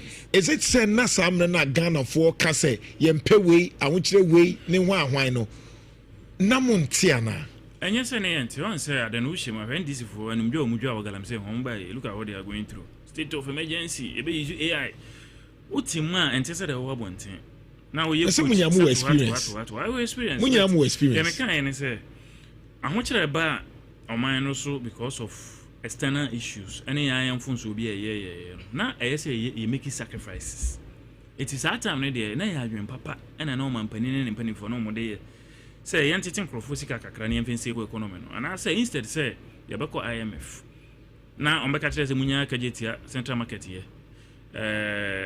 munya suami interchange here munya project we munya ne dey so beto so ne dey because those things come with restrictions. They will control you once you enter their Mama who say Mama who say Ukraine need the COVID-19 the BI it was COVID-19 Ukraine but aban we aba mention nanti any of the communication including the president. Yes. Say because of COVID-19 they say COVID-19 away. You understand? The economy started in restoration late 2023 2024 you know honorable I mean ever take you over now. All the indicators starting looking good. Inflation started by form, exchange rate, and then your reserves, and your money now your good cry near from 8 tons or something. They say about 31 this for by MSC Caribbean Abekam.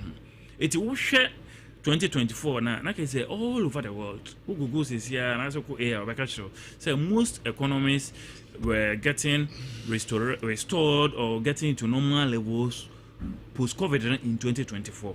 Intimate the 2024 year campaign. As someone American say debt restructuring, say a good purchase program, say ye den you, sa ni ma nyina ye de abase after COVID HMY economy no enya fa hudie no and this for no benefit. Because certain money no benefit here after 2016. Indicators for instance on IMF program. So that is it. It enya no crese Russia Ukraine be OCC. And I say COVID be also Russia Ukraine still into question. But disruptions are not at the ban any hobium. Fertilizers are wheat never fertilizer and any money free one and quite a parts of the world into now affect here. Those disruptions are not there.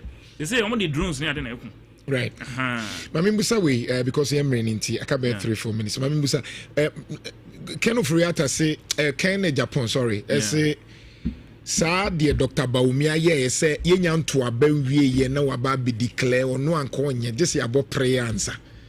Clearly it means MP before you happy say oban tembeka say magiatum na let's go home.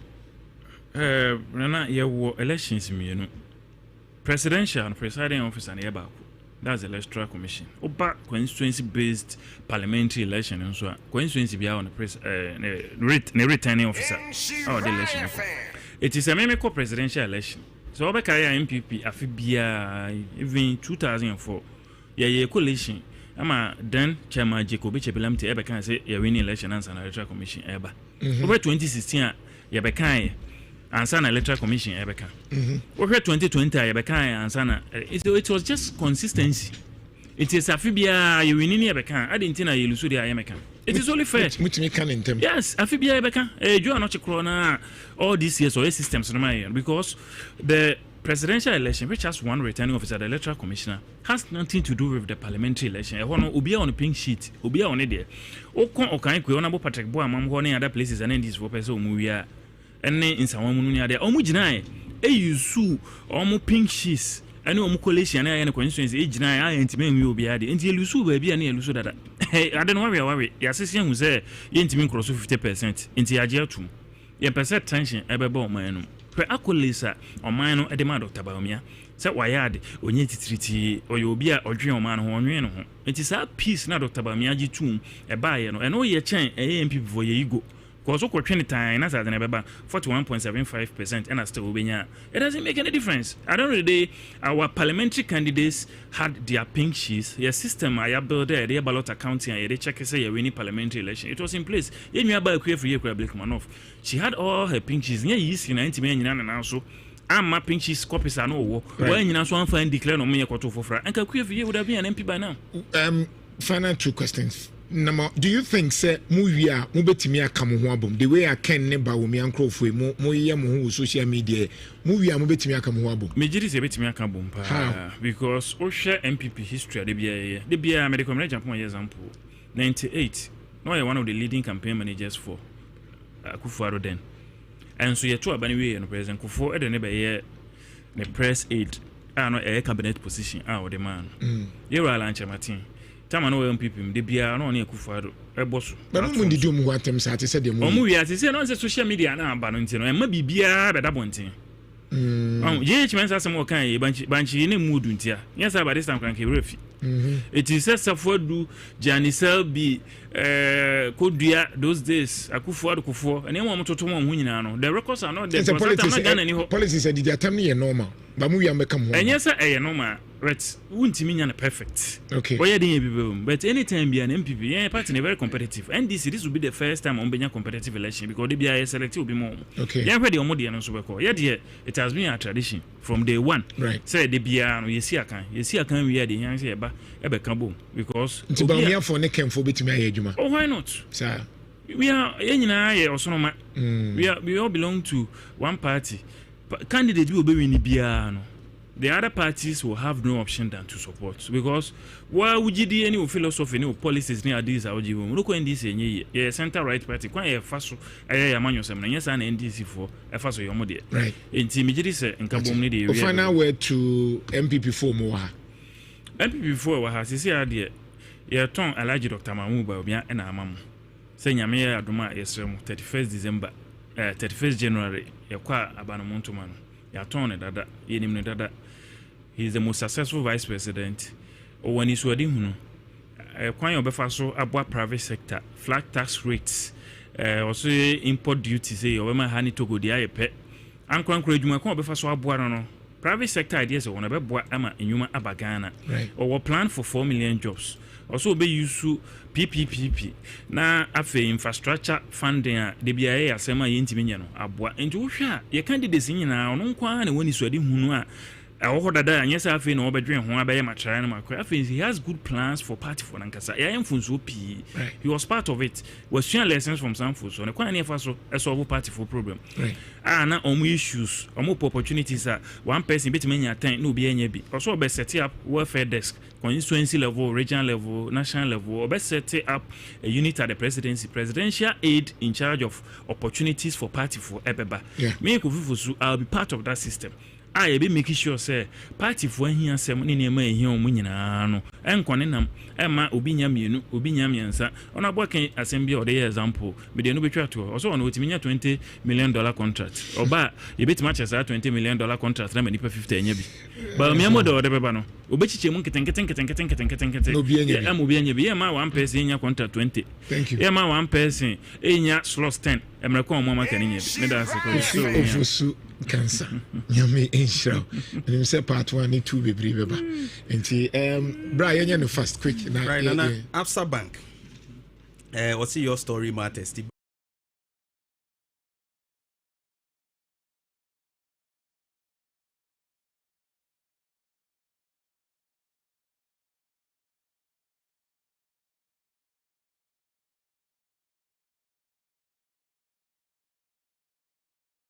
411 847 0260 411 847 yeah na Adansi Rural Bank ɔse besia no nyinaa wɔno mbɔ bi woyɛ akuaku adwuma ɛkuo ne adeɛ a momagye bi wogye salary wɔ controller and accountant general department so a wo so wodam adanse rural bank no bi current account savings account susu account fixed deposit account ne nyinaa mfasoɔ wɔ so dɔnkɛ kɔma wɔ mmroma tonsu kaase asawase adwo so kotwi from 0577361439 0577361439 Victory Assured Publications yɛde calculator ba scientific calculator papa colors ni nyinaa bi wɔ blue pink white ash color ni nyinaa ɛwɔ hɔ a calculator no try ma Victory Assured calculator book 0245726967 0245726967 kai said cowbell ɛnoa ɛne yɛ milk no ɛyɛ creamy pa FD agye atum Ivesock Mining and Engineering Training School